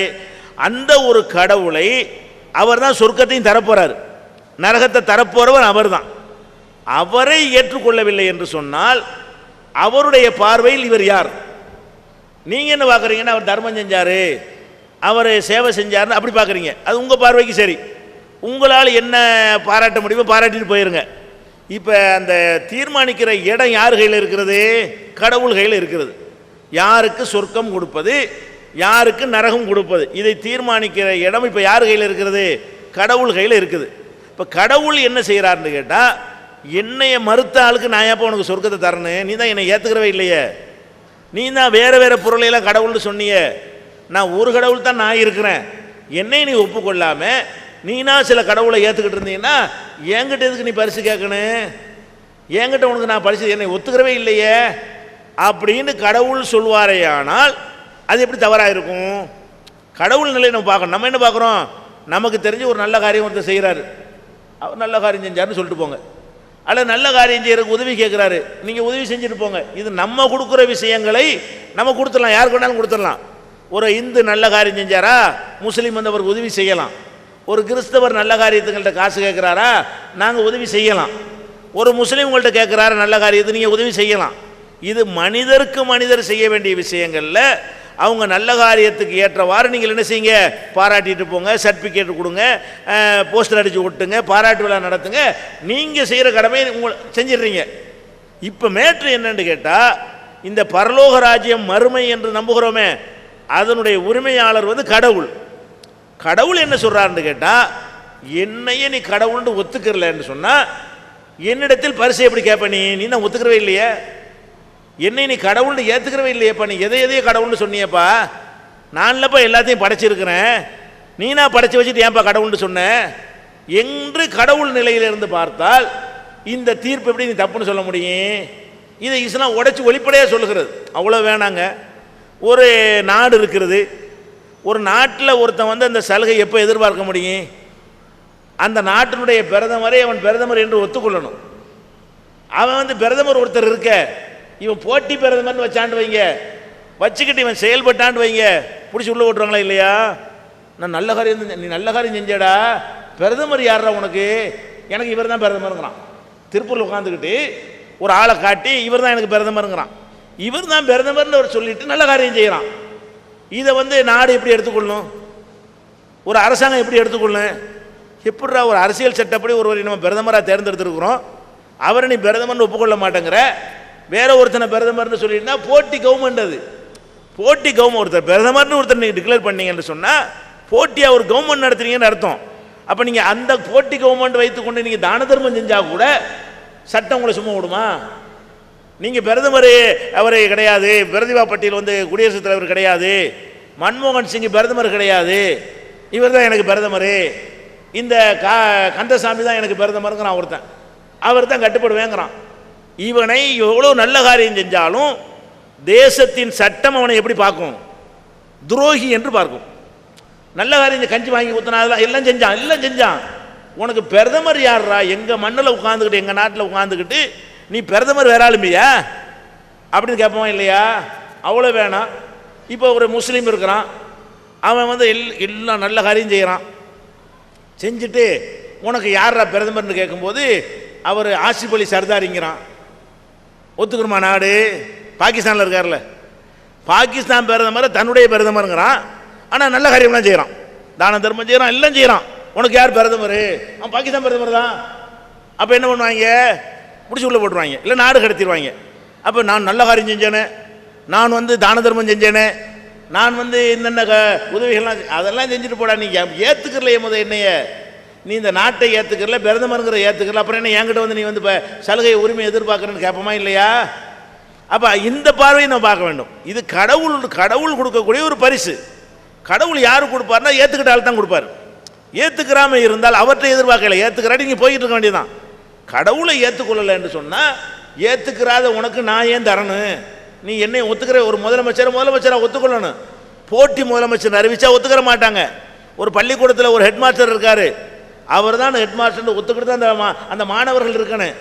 ஒரு 50 மாணவர் ஒன்றா சேர்ந்துக்கிட்டு இவர் தான் எங்களுக்கு ஹெட் மாஸ்டர்னு சொன்னால் அவன் எவ்வளோ திறமையான பிரில்லியண்டான மாணவராக இருந்தாலும் அவர் என்ன பண்ணுவாங்க? திறமையை பார்ப்பாங்களா? இவன் போட்டி முதல்வரை உண்டாக்கிட்டான், ஹெட் மாஸ்டரை உண்டாக்கிட்டான்னு வெளியேற்றுவாங்களா? வெளியேற்றிடுவாங்க. அப்போ ஃபஸ்ட்டு என்னன்னு கேட்டால் ஒருவரை ஏற்றுக்கொள்றதை கரெக்டாக ஏற்றுக்கொள்ளணும். ஏற்றுக்கொள்ளலைன்னு சொன்னால் அவரிடமிருந்து எதையும் நம்ம எதிர்பார்க்க நம்ம தகுதி இழந்துடுறோம். இப்போ இஸ்லாம் என்ன சொல்லுதுன்னு கேட்டால் கடவுள்னு சூப்பர் பவரை தவிர கல், மண், மனுஷன், கழுதை, குதிரை, சூரியன், சந்திரன், காற்று, தண்ணி எதையும் கடவுளை ஆக்காத. ஒரே ஒரு சூப்பர் பவர் மட்டும் கடவுளை ஆக்காதான் நான் தான் அந்த சொர்க்க நரகத்தை என் கையில் வைத்திருக்கிறேன்னு இஸ்லாம் சொல்லுகிறது. இதை யார் நம்புகிறாங்களோ அவங்களுக்கு தான் ஒரு பரிசு கொடுப்பார் என்றும் இஸ்லாம் சொல்லுகிறது. இப்போ நம்பாதவங்க வந்து ஏன் எதிர்பார்க்க? நான் என்ன கேட்குறேன்னா, இந்த கொள்கை சரி என்று ஒருத்தர் நம்பலை, அவரையும் அவற்றை போய் எதிர்பார்க்க போகிறாரு? இப்போ முஸ்லீம் அல்லாத ஒருத்தர் நம்பலை தானே. முஸ்லீம் அல்லாத ஒருத்தர் வந்து அந்த கடவுளாக ஏற்றுக்கிறலன்னா இவர் இப்படி போய் பரிசு கேட்பாரு? யார்கிட்ட போய்? அவர் தான் கடவுளை இல்லையே, இவர் பார்வையில் ஒரு கடவுள் இல்லையே. கடவுளை இல்லைன்னு ஆகும்போது அவர்கிட்ட போய் பரிசு இவர் கேட்க முடியும்? இந்த முறையில் சிந்திச்சு பார்த்தோம்னு சொன்னால் இதுதான் எல்லா மதத்திலையும் இந்த நம்பிக்கை தான் வச்சுருக்கிறாங்க. இஸ்லாத்தில் உள்ள நம்பிக்கை காரணம் என்னென்னு கேட்டால் இதுதான். அதாவது கடவுள் மேட்டராக இருக்கும்போது அந்த தலைமைத்துவத்தை ஒப்புக்கொள்ளணும். ஒரு மனைவி இருக்கிறான்னு சொன்னால் கணவனுடைய அந்த கணவன்கிற தன்மையை ஒத்துக்கொள்ள வேண்டும். கணவனை வந்து நீ கணவன் இல்லை அவன் தான் கணவன் அப்படின்னு சொல்லிட்டு நல்ல காரியம்லாம் செஞ்சால் அந்த கணவன் ஒத்துக்குருவானா? ஒரு கணவன் ஒருத்தர் இருக்கிறான், நீ கணவன் கிடையாது அவன் தான் கணவன் அப்படின்னு சொல்லிட்டு எல்லா நல்ல காரியமும் செய்கிறான். அது உங்களுக்கு வேணால் நல்ல காரியமாக இருக்கலாம், அந்த கணவனுக்கு அவள் யார்? அந்த கணவன் பார்வையில் அவள் யாருன்னு கேட்குறேன். யாருடைய பார்வையில்னு பார்க்கணுமா இல்லையா? அப்போ கணவன் பார்வையில் இவன் வந்து என்னை கணவன் இல்லை வேற ஒருத்தனை கணவன் சொல்லிவிட்டா. நேற்று கூட பிடிச்சி ஒரு பொம்பளை இப்படி அடிச்சிருக்காங்க, ஒரு எம்எல்ஏவை. இன்றைக்கி பூரா தான் லைவில் ஓடிக்கிட்டு இருக்கு, ஃப்ளாஷ் நியூஸ் என்ன ஓடிக்கிட்டு இருக்கிறது. ஒரு நம்ம இந்தியாவில் தான் ஏதோ ஒரு மாநிலத்தில் உள்ள ஒரு பெண் எம்எல்ஏ என்ன பண்ணுறாங்க, புருஷன் இருக்கும்போதே இன்னொருத்தனை போய் கல்யாணம் பண்ணிவிட்டான். அந்த பொம்பளை புருஷன் ஒருத்தன் தனியாக இருக்கிறான், அவனை விட்டு ஒதுங்கி இருந்து டைவர்ஸ் பண்ணாது பண்ணி தொலையணும். அவனை புருஷன் மனைவின்னு இருந்துக்கிட்டே இன்னொருத்தனை போய் கல்யாணம் பண்ண உடனே ஊரே திரண்டு போய் மொத்துன்னு மொத்தி விட்டாங்க. அப்போ என்னத்துக்கு மொத்துனாங்க? அப்போ இது மேட்ரு என்னன்னு கேட்டால் கணவனுக்கு மனைவியே நீ இருக்கணும், இல்லைன்னா முடிச்சு விட்டு வேற ஆளை தேர்ந்தெடுத்துட்டு போ.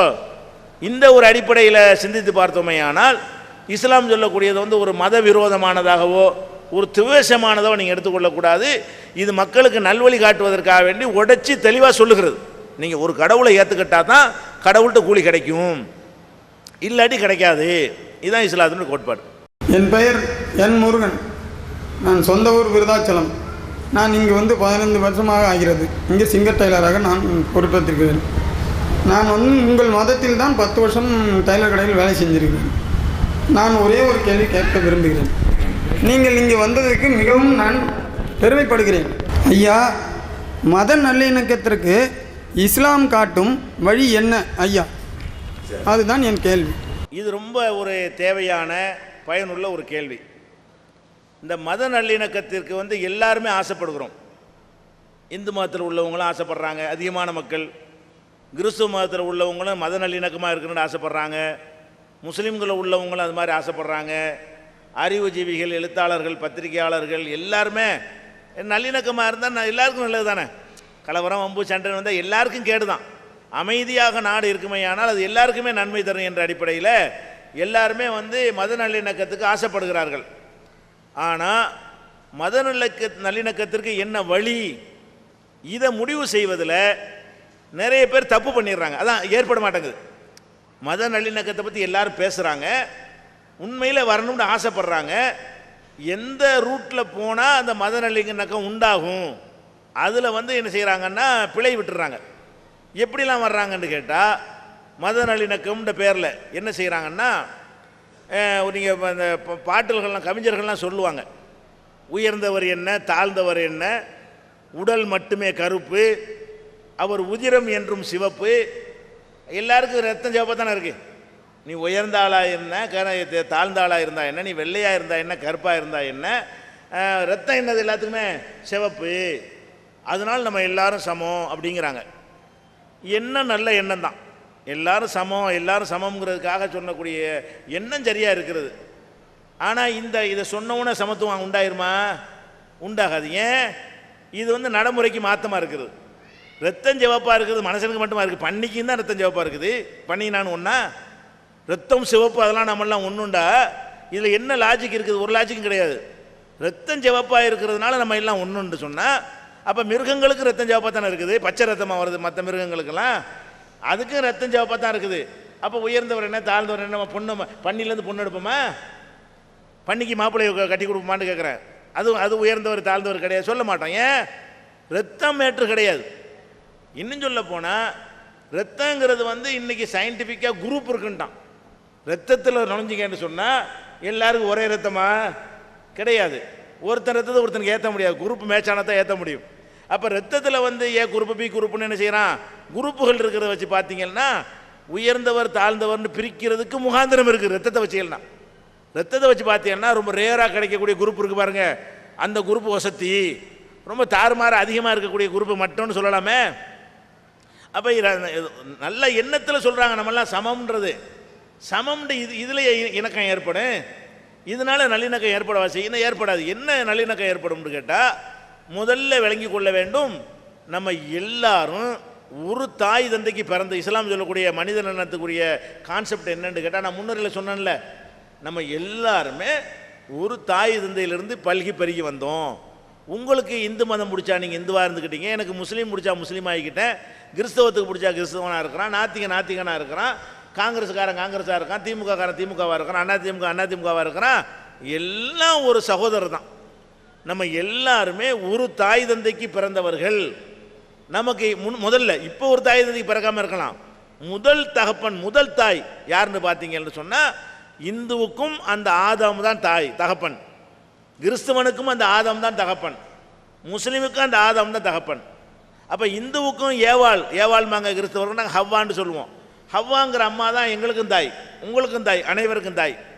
இப்படி வந்து விட்டால் முதல்ல இணக்கம் வருமா வராதா? நம்ம எல்லாரும் இப்படி நம்பினால், நீ வேற ஜாதி நான் வேற ஜாதி, கொள்கை வேற இருக்கலாம்.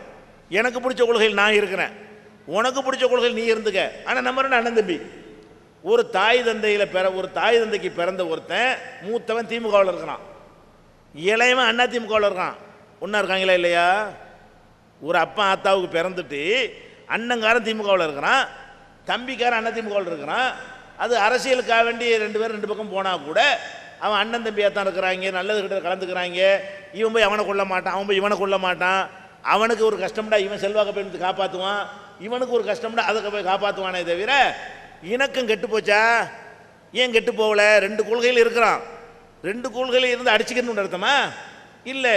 எதனால அது இணக்கம் ஏற்பட்டுருக்குன்னா, ரெண்டு கொள்கையில் இருந்தாலும் ரெண்டு பேருக்கும் ஒரு அப்பன் ஒரு ஆத்தா, அது இணைக்குது. இப்போ கொள்கையில் அவங்க வேறுபட்டு இருந்தாலும் இவன் அப்பனு அவன் அப்பனு ஒருத்தன், இவன் அம்மாவும் அவன் அம்மாவும் ஒருத்தி, ஒன்றாயிடுறாங்க. இப்போ கருத்து வேறுபாடு வரலாம், அடிச்சுக்கிட்டு சாவ மாட்டேங்கிறானா இல்லையா? திமுக அதிமுகவுக்கு வெளியில் சண்டை நடந்தாலும் அண்ணன் தம்பி அடிச்சுக்கிற மாட்டேங்கிறானே. அதுக்கு காரணம் என்னென்னா ஒரு தாய் தந்தைக்கு பிறந்தவன்கிறது தான் காரணம். அப்போ நீ இந்து வரை நான் முஸ்லீமாக இருக்கும், அதுக்கே நம்ம அடிச்சுக்கிறேன்னு நீ அண்ணன் தம்பி நான் அண்ணன் நீ தம்பின்னு வச்சுருப்போ. அப்போ நம்ம ரெண்டு எல்லாரும் அண்ணன் தம்பின்ற ஒரு கருத்துக்கு எல்லாரும் ஒத்துக்கொண்டோமே. ஆனால் அவங்க பிடிச்ச கொள்கையில் அவங்க இருக்கிறாங்க, நம்ம பிடிச்ச கொள்கை நம்ம இருக்கிறோம், கொள்கையில் நம்ம இப்படி இருந்துட்டு போயிடுவோம். அதுக்காண்டி மனுஷங்கிற முறையில் அவன் அண்ணன் தம்பி இல்லாமல் போயிடாது. எல்லாருமே ஒரு தாய் தந்தைக்கு பிறந்தவர்கள்ன்றதை முதல் ஏற்றுக்கிறங்க. கண்டிப்பாக இணக்கம் ஏற்பட்டு போயிடும். இந்த ஒரு கொள்கையை உலகம் ஏற்றுக்கிருச்சின்னு சொன்னால் முக்காவாசி பஞ்சாயத்து ஆயிரும், தீர்ந்து போயிடும். முக்காவாசி பிரச்சனை வந்து சால்வ் ஆயிரும். அடுத்து என்னன்னு கேட்டால் இந்த பிரச்சனையை தீர்வு காண்றோன்னு என்ன செய்வாங்கன்னு கேட்டால் மத நல்லிணக்க நிகழ்ச்சி நடத்துவாங்க எல்லாரும். நாங்கள் அதில் கலந்துக்கிறது கிடையாது. மத நல்லிணக்க நிகழ்ச்சி நடத்துகிறாங்க இல்லையா, அது என்ன மாதிரி நடத்துகிறாங்கன்னு கேட்டால் ஒரு மதத்தினுடைய நம்பிக்கையை, ஒரு மதத்தினுடைய வணக்க வழிபாட்டை மற்றவனு செய்யணும், அப்போ தான் இணக்கம் ஏற்படும் அப்படின்னு ஒரு கான்செப்ட் உலகத்தில் வைப்பாங்க. எப்படி இப்போ நான் கோயிலில் திருவிழா நடக்குன்னு வைங்களேன், முஸ்லீம் வந்து கோயில் திருவிழாவுக்கு வந்துடணும். பள்ளிவாசலுக்கு ஏதாவது விழா நடக்குன்னு வைங்களேன், இந்துக்கள் வந்து பள்ளிவாசலுக்கு வந்துடணும். கிறிஸ்துவர்களுடைய ஒரு விழா நடக்குன்னு வைங்களேன், நம்ம ரெண்டு பேரும் அங்கே போயிடணும். நல்லிணக்கங்கிறாங்க. இதெல்லாம் நல்லிணக்கம் ஏற்படாது. இது வந்து அனைவரும் இது செய்ய மாட்டார்கள். நீங்கள் என்னதான் ஆசைப்பட்டாலும் சரி, இப்படி செய்யக்கூடியவன் ஒவ்வொரு மதத்துலேயும் 4 பேர் இருப்பான். இப்போ முஸ்லீமில் உள்ள ஒருத்தன் கோயிலில் போய் தேர் இழுப்பான், அப்படிப்பட்டவன் 4 பேர் இருப்பான். 96 பேருக்கு அதில் உடன்பாடு இருக்காது. 96 பேருக்கு என்ன செய்யாது, என்ன இப்படி பண்ணுறான் இவன் அப்படின்னு வெறுப்பு தான் அவனுக்கு வரும். இந்துக்களில் வந்து நீங்கள் என்ன செய்யலாம், பள்ளி வாசலில் வந்து இணக்கம்னு காட்டலாம். அப்படிப்பட்டவங்க ஒரு 10 பேர் இருப்பீங்க. 90 பேருக்கு இவன் அவன் அங்கே போகிறான், இவன் நமக்குன்னு தெய்வம் இருக்கா இல்லையா, நமக்குன்னு ஒரு கடவுள் அவங்க ஏன் போகிறான் இவன் என்கிற மாதிரி நினைக்கக்கூடியவர்கள் அதிகமாக இருப்பார்கள். அப்போ இது அனைவரும் ஜனரஞ்சகமாக இந்த கருத்துக்கு வருவார்களானா வரமாட்டார்கள். இது இணக்கத்துக்கு பதிலாக வெறுப்பை ஏற்படுத்திவிடும். இன்னும் சொல்ல போனால் அது நடிக்கத்தான் செய்வோம். நல்லா விளங்கிக்கிறங்க.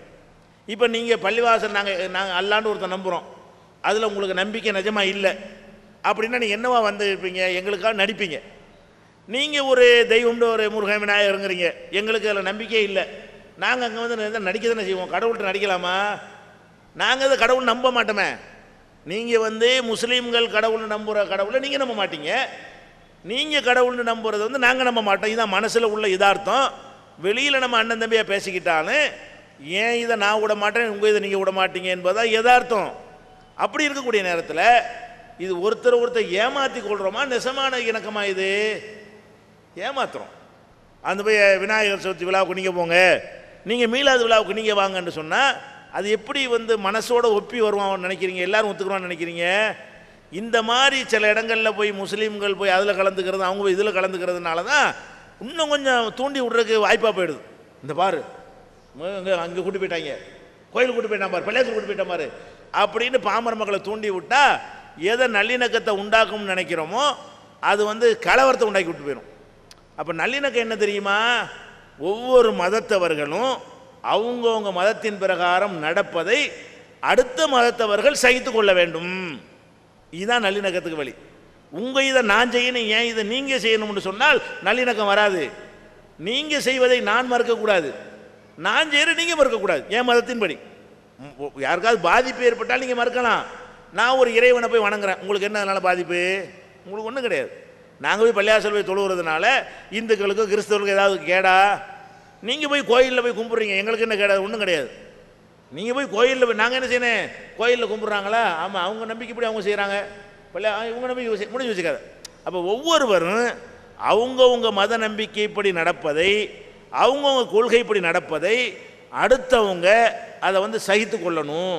அது அவங்க உரிமை, இது இவங்க உரிமை, இது பெரும்பான்மை சிறுபான்மையெல்லாம் பேசக்கூடாது. இந்த மாதிரி ஒரு அடிப்படையின் பக்கம் அழைக்க மாட்டேங்கிறாங்க. மத நல்லிணக்கம்னு சொல்லிக்கொண்டு ஒருவர் மற்றவரை சகித்து கொள்ளணுங்கிற ஒரு நிலைமைக்கு வராமல் ஒருவர் நம்பிக்கை அடுத்தவர் பின்பற்றணும்னு வரும் பொழுது வெறி அதிகமாகிறது.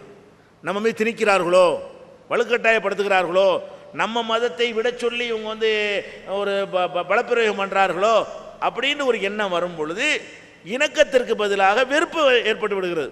அப்போ இப்படி நினச்சி பாருங்கள், இந்துக்கள் பண்டிகையா நீங்கள் நல்லா கொண்டாடுங்க, நாங்கள் வந்து நாங்களும் சந்தோஷமாக என்ன செய்கிறோம், உங்களை வாழ்த்துறோம். முஸ்லீம் பண்டிகையா நீங்கள் செஞ்சுட்டு போங்க. இப்படிங்கிற மாதிரி ஒவ்வொருத்தரும் அவங்கவுங்களுடைய இதை மதித்து நடந்து கொண்டார்களே ஆனால் இணக்கம் ஏற்பட்டுவிடும். இது இணக்கத்திற்கான இரண்டாவது வழி. அதுபோக இந்த கொள்கை சம்பந்தப்பட்ட விஷயத்தில் மாத்திரம்தான் நாம் பிரித்து பேசணுமே தவிர உலக விஷயம் என்று வந்துவிடுமையானால் எல்லாருக்கும் ஒரே மாதிரியே நம்ம நடக்கணும். இது இஸ்லாம் எங்களுக்கு அந்த வழி காட்டுகிறது. இப்போ எங்கள் மார்க்கத்தில் வந்து ஜக்காத்துன்னு ஒரு கடமை இருக்குது, உங்களுக்கு தெரியும். அதாவது செல்வந்தர்கள்ட்ட 2.5% அவங்களுடைய மொத்த சொத்தை கணக்கு பார்த்து 2.5% அவங்கள்ட்ட இருந்து கலெக்ட் பண்ணி அதை வந்து ஏழைபாளைகளுக்கு உதவி செய்வதற்காக பயன்படுத்தணும். இது கம்பல்சரியான கடமை. 2.5% 40ல் ஒன்று என்ன செய்யணும், அவன் வந்து 40 கோடி வச்சுருந்தான்னு சொன்னால் 1 கோடி ரூபாயை வந்து ஏழைபாளைக்குன்னு ஒதுக்கிடணும். இந்த பணத்தை 8 வழிகளில் செலவு செய்யணும்னு குர்ஆன் சொல்கிறது. இந்த ஜக்காத்தாக வசூல் பண்ணுற தொகையை 8 காரியங்களுக்கு பயன்படுத்தலாம். அதில் ஒரு காரியம் என்னன்னு கேட்டால், முஸ்லீம் அல்லாத மக்களுக்கு வந்து ஒரு இணக்கம் ஏற்படுத்துவதற்காக அவங்களுக்கு செலவு பண்ணணும். ஜக்காத்துன்னு ஒரு மத கடமை. இது எங்கள் மக்கள்கிட்ட மட்டுமே நாங்கள் கம்பல்சரியாக வாங்கக்கூடிய ஒரு தொகை. இதை விநியோகிக்கிறதுக்கு இஸ்லாம் என்ன சொல்லுதுன்னு கேட்டால், 8 பணிக்கு செலவழிச்சிக்க. அதில் ஒரு பணி என்னவென்று சொன்னால், பிற மத மக்கள் இருப்பார்கள், அவங்களும் கஷ்டத்தில் இருப்பார்கள், அவங்களுக்கு ஒரு கசப்பு வந்துடக்கூடாது, இணக்கம் அவன் வேற இவன் வேறன்னு வந்துடக்கூடாது, எல்லாருக்கும் எல்லாரும் உதவி செய்வாங்க என்று காட்டுகிற வகையில் அந்த பணத்தில் 8 பணிகளில் அதை ஒரு பணியாக எடுத்து பிற மத மக்களுக்கு நீங்கள் உதவி செய்யுங்க. இது எவ்வளோ பெரிய மதக்கடமையில் கூட, ஜக்காத்துங்கிற மதக்கடமையில் கூட பிற மதத்தை கவனிக்க சொல்லி எங்கள் மார்க் என்ன செய்கிறது, சொல்லி தருகிறது. அதே மாதிரி இந்த மாதிரி பார்த்தீர்களே ஆனால், இப்போ நபிகள் நாயகத்தினுடைய வரலாறுலேருந்து சில நிகழ்ச்சிகளை நான் உங்களுக்கு சொல்லுவேன். அது எப்படிப்பட்ட மத நல்லிணக்கத்தை உண்டாக்கிருன்னு பாருங்கள். இப்போ முகமது நபி அவர்கள் வந்து அன்றைக்கு கடுமையான எதிர்ப்புக்கு மத்தியில் தான் பிரச்சாரம் பண்ணாங்க. அவங்களுடைய கொள்கையை பிடிக்காமல் கொல்லுவதற்கெல்லாம் பல பேர் திட்டம் போட்டாங்க. அதில் முக்கியமான எதிரியாக இருந்தது யூதர்கள். யூதர்கள் தான் நபிகள் நாயகத்துக்கு மதீனாவில் போன பிறகு பெரும் எதிரிகளாக இருந்தாங்க. நபிகள் நாயகத்தினுடைய அந்தரங்க பணியாளர்களாக 2 பேரை வைத்திருந்தார்கள். ஒருவர் வந்து முஸ்லீம், இன்னொருவர் யூதர். 2 இளைஞர்களை அந்த யூதர்களுடைய கொள்கை என்னன்னு கேட்டால், முஸ்லீம்களை நபிகள் நாயகத்தை கொல்றது, அழிக்கிறது என்ற கொள்கையை கொண்ட ஒரு சமுதாயம் அங்கே இருந்து கொண்டிருக்கிறார்கள். அந்த சமுதாயத்தைச் சேர்ந்த ஒரு ஆளை வீடு வரைக்கும் வந்து அவங்களுடைய தேவைகளை பூர்த்தி செய்கிற அளவுக்கு வந்து பொருள் நம்பி வச்சுருந்தாங்கன்னு சொன்னால், இது எவ்வளோ நல்லிணக்கம். இவன் விஷத்தை கூட கொடுத்து கொலை பண்ணிட்டு போயிடலாமே, அப்படி பார்க்காம அதிலும் நல்லவர்கள் இருப்பார்கள். அந்த சமுதாயத்தில் இவன் நம்பிக்கையான ஆளாக இருப்பானேயானால் அவனை பயன்படுத்தி கொள்ளலாம். இப்படியான இன்றைக்கி என்ன நிலைமை இருக்கிறது, முஸ்லீம்களுக்கு இன்றைக்கி பார்த்தால் டெல்லியில் ஒரு இந்து பேப்பரில் போட்டிருக்கிறான் முக்கியமான தலைப்பு செய்தியாக, டெல்லியில் உள்ள பள்ளிக்கூடங்களில் வந்து முஸ்லீம்களை சேர்க்க மாட்டேங்கிறாங்க, முஸ்லீம் என்ற காரணத்திற்காகவே தனியார் பள்ளிக்கூடங்களில் சேர்க்கறது இல்லை என்று அதை ஒரு பெரிய ஆதாரங்களோட ஒவ்வொரு பள்ளிக்கூடத்து பேரையும் போட்டு முஸ்லீம் மாணவர்களை சேர்க்க மறுக்கிறார்கள், முஸ்லீம் என்ற காரணத்திற்காகவே இவங்களுடைய உரிமையை வந்து பறிக்கிறார்கள்னு எழுதுகிறான். இன்னும் சொல்லப்போனால் பம்பாயில் ஒரு நடிகை வந்து ஷபானா ஆஸ்மின்னு நினைக்கிறேன், ஒரு நடிகை, அவங்க வந்து அவங்களுக்கு வந்து அந்த வீடு வாடகை கிடைக்க மாட்டேங்குது. ஆனால் அவங்க இஸ்லாத்தையெல்லாம் கடைப்பிடிக்கிற ஆள் கிடையாது. ஆனால் பேர் தாங்கி முஸ்லீமாக இருந்தும் கூட கிடைக்கலன்னு அந்த அம்மா பேட்டி கொடுக்குது. என்னை மாதிரி ஒரு விஐபி, எனக்கு மாதிரி ஆட்களுக்கே வந்து மும்பையில் முஸ்லீம் என்ற காரணத்திற்காக வீடு தர மாட்டேங்கிறாங்கன்னு சொன்னால், மற்றவங்களெலாம் இப்படி சாதாரண மக்களுக்கு இப்படி கொடுப்பாங்கன்ட்டு அவங்க மதத்தை விட்டுலாம் அப்பாற்பட்டு போன அம்மா, அந்த அம்மா இஸ்லாத்தை கடைப்பிடிச்ச அம்மாவெல்லாம் கிடையாது. அவங்களே என்ன செய்கிறாங்க, அப்படி கடைப்பிடிக்காமல் இருந்தும் கூட அது ஒரு துவேஷமாக பார்க்கிறார்கள் இல்லையா. இந்த மாதிரி பார்வை இதெல்லாம் வரக்கூடாதுங்கிற வகையில் நபிகள் நாயகம் வந்து எங்களுக்கு எப்படி வழிகாட்டிருக்கிறாங்க, வேலைக்கு ஆள் எடுக்கிறீங்க, முஸ்லீம் அல்லாதவன் நல்ல திறமையாக இருந்தானா அவனை பயன்படுத்திக்க, நேர்மையாக இருந்தான்டா. முஸ்லீம் நேர்மையாக எல்லாத்தையும் வேலைக்கு வச்சுக்கிறாத, நேர்மையாக நாணயத்தை தான் அளவுகோலாக வைத்துக்கொள்ளணுமே தவிர எங்கள் இனத்துக்கு தான் வேலை கொடுப்போம், எங்கள் இனத்துக்கு தான் வீடு கொடுப்போம், எங்கள் இனத்துக்கு தான் உதவிகள் செய்வோம் என்கிற ஒரு கோணம் வரவே கூடாது. இப்போ நபிகள் நாயகம் மக்காவில் இருக்கும் பொழுது 10 வருஷம் இருந்தாங்க. அவங்களை கொள்றதுக்கெல்லாம் திட்டம் போட்ட பிறகு ஊரை விட்டு வெளியேறி போகிறாங்க உயிரை காப்பாற்றுறதுக்காக வேண்டி. அப்போ அவங்கள அழைத்து செல்வதற்காக வேண்டி இங்கே இருந்து அங்கே கொண்டே விடணும் இல்லையா, ரூட்டு தெரியாது இல்லையா, மக்காவிலிருந்து மதீனாவில் அழைத்து செல்வதற்காக வேண்டி ஒரு ஆளை நியமித்துக் கொள்கிறார்கள். அவர் முஸ்லீம் அல்லாத ஒரு ஆள், உயிர் பயம் இருக்கிற ஒரு காலத்தில் யாரை நியமிக்கிறாங்க, இவர் என்ன வேணாலும் செஞ்சிடலாம், காட்டி கொடுத்துடலாம், கொலையே பண்ணி போடலாம், அப்படிப்பட்ட நிலையில் கூட இவர் முஸ்லீம் அல்லாதவர்னு பார்க்கல, அந்த வேலையை சரியாக செய்வாரா, அவரை போட்டுக்குருவோன்னு சொல்லி அப்படி நம்பி போட்டார்கள்னு பார்க்குறோம். அதே மாதிரி நபிகள் நாயகம் அவர்கள் பள்ளிவாசல் இருக்கிறாங்க. இருக்கும் பொழுது ஒரு யூதருடைய பிணம், உடல், பாடி இறந்து போயிட்டார். அதை தூக்கிட்டு வர்றாங்க பிரேதத்தை அடக்கம் செய்வதற்காக வேண்டி. அதை கண்ட உடனே நபிகள் நாயகம் எந்திரிக்கிறாங்க, எழுந்து நிற்கிறார்கள். அப்போ மக்கள்லாம் கேட்குறாங்க, அல்லாஹ்வுடைய தூதரே இதுக்கு ஏன் எந்திரிக்கிறீங்க, அவர் நம்மால் கிடையாது, யூதரில் அவர், யூதருடைய பாடிக்காக வேண்டிய எந்திரிக்கிறீங்க. அப்போ நபிகள் நாயகம் சொன்னார்கள், எந்த ஒரு பிணம், உடல் உங்களை கடந்து சென்றாலும் அது உங்களை கடந்து செல்கிற வரைக்கும் எழுந்து நில்லுங்கள், கடந்து சென்ற பிறகு நீங்கள் உட்காருங்கள்னு சொல்லிவிட்டு, அவரும் ஒரு மனுஷன் தானப்பா, அது ஒரு மனித உடல் தானப்பான்னு சொன்னாங்க. அந்த பாடி கடந்து போன பிறகு தான் கீழே உட்கார்ந்தாங்க. இன்றைக்கி என்ன நிலைமை, ஒரு பாடியை அடக்கம் கொண்டு போக பண்ண முடிய மாட்டேங்குது. எங்கள் தெருவில் வராத, உங்கள் தெருவில் உடலை கொண்டு வரக்கூடாதுன்னு மறுக்கக்கூடிய காட்சியெல்லாம் பார்க்குறோம். அந்த மாதிரிலாம் இல்லாத ஒரு நல்லிணக்கத்தை தான் நபிகள் நாயகங்களுக்கு கற்று தந்திருக்கிறாங்க. பிற மதத்தவர்கள் என்பதற்காக வேண்டி ஒதுக்கி வைக்குமாறோ அவங்கள புறக்கணிக்குமாறெல்லாம் எங்கள் மார்க்கத்தில் சொல்லப்படவே இல்லை. இன்னும் சொல்ல போனால் நபிகள் நாயகம் அவங்களுடைய ஆட்சி அவங்க கையில் இருக்குது. மதீனாவில் போன பிறகு ஜனாதிபதி ஆகிட்டாங்க. மக்காவில் இருக்கும்போது அடி உத வாங்கிட்டு இருந்தாங்க. ஊரை விட்டு விரட்டப்பட்டு வேறு ஊருக்கு போய் அந்த ஊர் மக்கள், அதிகமான மக்கள் இவங்களை ஏற்றுக்கொண்ட பிறகு இவங்களே ஒரு ஜனாதிபதியாக ஆகித்தான் நபிகள் நாயகம் மரணித்தார்கள். மதகுருவாக மரணிக்கலை. நபிகள் நாயகம் மதகுருவாக இருப்பதோட ஒரு சக்கரவர்த்தியாக, மன்னராக போய் தான் நினைஞ்சாங்க, மரணித்தார்கள். அவங்களுடைய ஆட்சியில் யூதர்கள் சிறுபான்மையாக போயிட்டாங்க. அந்த யூதர்கள் பெரிய பெரிய தொழில் அதிபர்களாக, கடன் கொடுத்து வாங்கக்கூடியவர்களாக, பெரிய பெரிய வியாபாரிகளாகவெல்லாம் அவங்க தான் இருந்தாங்க. அவங்களுக்கு எந்த விதமான இடைஞ்சலையும் நபிகள் நாயகம் முயற்சியில், ஒரு ஜனநாயகம் இல்லாத காலத்தில் அந்த மக்களுக்கு அதெல்லாம் பண்ண கிடையாது. அதனால் மனித நேயத்தை பொறுத்த வரைக்கும் எல்லா மனிதனையும் நீங்கள் மனிதனாக பார்க்கணும். மனிதனுக்கு மதத்தின் அடிப்படையில் அவங்களை வேறுபடுத்தி பார்க்கக்கூடாது. எதில் தான் படுத்தனே, இறைவன்கிட்ட சொர்க்கம் கிடைக்குமா இல்லையா, அதை பேசும்போது என்ன செய்யுங்க, முஸ்லீமுக்கு தான் கிடைக்கும், வேற ஆளுக்கு கிடைக்காதுங்கிற சொல்லலாம், தப்பு கிடையாது. உதவலாமா, கடன் கொடுக்கலாமா, வேலைக்கு வச்சுக்கலாமா, வாடகை கொடுக்கலாமா, கொடு, எல்லாருக்கும் கொடு. இந்த துன்யா உலகத்தில் உள்ள பிரச்சனைன்னு வந்து விடுமையானால் எந்த மனிதனையும் மதத்தை வைத்து, சாதியை வைத்து நீங்கள் வேறுபடுத்தக்கூடாது என்கிற அடிப்படையில் தான் எங்கள் மார்க் என்ன செய்து எங்களுக்கு சொல்லி தந்திருக்கிறது. இதை நம்ம எல்லாரும் கடைப்பிடித்து, முஸ்லீம்களும் நிறைய பேர் கடைப்பிடிக்கலை, முஸ்லீம்களும் இதை கடைப்பிடித்து மற்றவங்களும் கடைப்பிடித்தோமையானால் நம்ம எதிர்பார்க்கக்கூடிய நல்லிணக்கம் சீக்கிரமாக உண்டாகிவிடும். காந்தி ஆண்டையானவர் காந்தி கடவுளை காட்ட சொல்லுங்க. எந்த கடவுளுங்க, ஆண்டவனா, எல்லாம் இப்போ பள்ளிவாசலில் கடவுளை காட்டுறாரா, இல்லை மதவன் காட்டுறாரா, காளியத்தை எது காட்டுறாரு, அது ஆண்டியனூர் திருப்பூர் மாவட்ட உடுமலை தாலுக்கா ஆண்டியனூர் கிராமம் பிரண்டோட வந்தனங்க, பிரண்டோட ஆண்டியனூர்லேருந்து வந்திருக்கேன். இது கடவுள் யாருன்னு சொல்லுங்க. அதாவது கடவுள் இருக்கிறாரா, கடவுள்னா யார், இதுதான் கேள்வி. இது நீண்ட நெடுங்காலமாக நடந்து வரக்கூடிய ஒரு விவாதம்.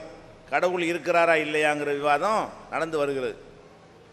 ஆனால் கடந்த காலங்களில் கடவுள் இல்லை என்று சொல்வது பகுத்தறிவுக்கு அடையாளமாக இருந்தது. ஒரு காலம் இருந்தது, கடவுள் இருக்கிறான்னு சொன்னால் அவன் மௌட்டிகத்தில் உள்ளவன், கடவுள் இல்லைன்னு யாராவது சொன்னால் அவங்க நல்லா சிந்திக்கிற ஆளுங்க, சிந்தனையாளர்கள், பகுத்தறிவாளர்கள் என்ற மாதிரியான ஒரு நிலைமையெல்லாம் ஒரு காலத்தில் இருந்தது. ஆனால் இன்றைய அறிவியல் வளர்ச்சிக்கு பிறகு கடவுள் இருக்கிறான் என்று சொல்வது நம்புவது தான் பகுத்தறிவு, கடவுள் இல்லைன்னு சொல்லி நம்புவது தான் என்னது பகுத்தறிவுக்கு அப்பாற்பட்டது என்பது இப்போ நிரூபணமாகிவிட்டது. இந்த காலத்தில் பெரிய மேற்றே கிடையாது. கடவுள் இல்லைன்னு யார் சொல்லுகிறார்களோ அவங்க தான் பகுத்தறிவுக்கு அப்பாற்பட்டு வெளியே நின்று பேசுகிறார்கள்ங்கிறது இப்போ நிரூபணமாகிவிட்டது.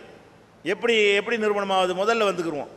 இந்த கடவுள் இருக்கிறாரா இல்லையாங்கிற பிரச்சனை வரும்பொழுது முக்கியமாக என்ன கேட்பாங்கன்னா, கடவுளை நீங்கள் பார்த்தீங்களா, கடவுளை பார்த்தவனை பார்த்தீங்களா, கடவுள் உங்கள்கிட்ட பேசினாரா, கடவுள் உங்கள்கிட்ட பேசினாரா, கடவுளை இதான் மேட்ரு. கடவுளை நம்ம பார்க்கவில்லை, கடவுளை பார்க்காத காரணத்தினால கடவுள் இல்லை, பார்த்தா தான் நம்ப முடியும். நீ கடவுளை எங்கே காட்டுப்பா, கடவுளை கொண்டாந்து காட்டு அப்படின்னு சொல்லுவாங்க. ஆனால் உண்மையில் நீங்கள் பார்த்தீங்கன்னா மனிதனுக்கு 5 அறிவு மட்டும் கடவுள் கொடுக்கல, 6வது ஒரு அறிவு இருக்கிறது. அப்போ கண்ணால் பார்த்து தான் நம்புவேங்கிறது மிருகம் கூட நம்பும், மனசை மட்டுமா நம்புவான்? கண்ணால் பார்த்து வந்தால் நம்ம முதலாளி தீனி போடுறவன்ட்டு மிருகம் கண்டுபிடிக்குத. ஒருத்தனை கண்டா ஓடுது, ஒருத்தனை கண்டா ஓடி வருத. மிருகத்துக்கு கூட கண்ணை வச்சு கண்டுபிடிக்க முடிகிறது.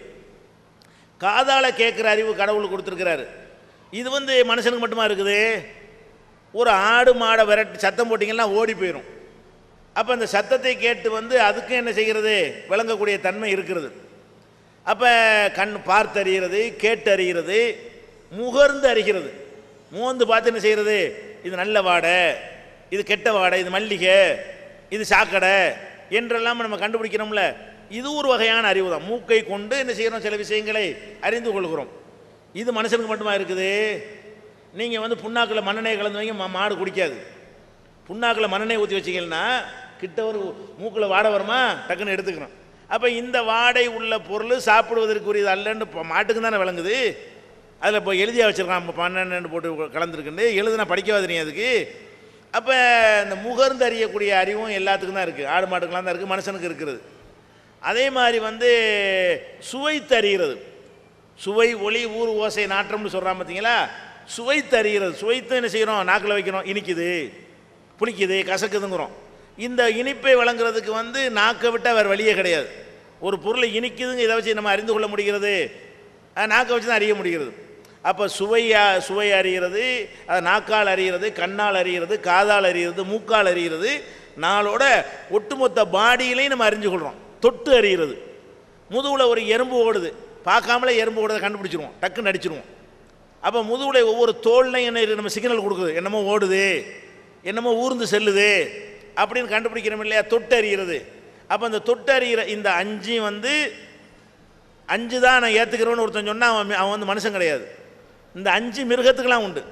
ஒரு எறும்பு போனால் வால் எடுத்து கரெக்டாக அடிக்கும், மாடு குறி வச்சு அடித்து சாவடிச்சு போடும். முதுகில் எறும்பு ஓடுனுச்சுன்னு சொன்னால் முதுகில் எறும்பு ஓடுதுங்கிற மெசேஜ் வாளுக்கு போய் வாள் சொல்லட்டிக்கிட்டு கரெக்டாக அந்த பாயிண்டை வச்சு என்ன செய்யும், அடிக்க. நம்ம கூட முதுகில் ஒரு எலும்பு தப்பாக அடிச்சு போடுவோம், மாடு அவ்வளோ கரெக்டாக அடிக்கும், அடித்து சாவடிச்சு போடும். அப்போ வந்து இந்த 5 அறிவுகளும் மிருகங்களுக்கு இருக்குது, மனுஷனுக்கு இருக்குதுங்க. மனுஷனுக்கு 6வதாக உள்ளதுன்னு சிந்தித்து அறிகிறது. அப்போ சிந்தித்து அறிகிறத ஒருத்தன் மறுத்தானா மனுஷனா? பார்க்குறத மட்டும் நம்புவேன், கேட்டால் தான் நம்புவேன், நக்கி பார்த்து நம்புவேன், மோந்து பார்த்து நம்புவேன், தொட்டு பார்த்து நம்புவேன்னா இது மாடு நம்புமே. நீ எதுக்கு மனுஷனாக இருக்குன்னு? அப்போ மனிதன் யார் என்று கேட்டால் ஒன்றிலிருந்து இன்னொன்றை சிந்திப்பவன் மனிதன். இப்போ இந்த மைக்கு நான் முன்னாடி இருக்கிறது, இதை நான் பார்க்குறேன், பார்த்துட்டு என்ன சொல்கிறேன்னா இதை ஒருத்தன் தயார் பண்ணியிருக்கிறான்னு நான் சொல்கிறேன். நீ தயார் பண்ணோன்ன பார்த்தியான்னு கேட்கக்கூடாது, பார்க்க தேவையில்லை. இது சொல்லுதே, இது என்ன சொல்லுது, இதுவா தன்னால் உண்டாயிருக்காது.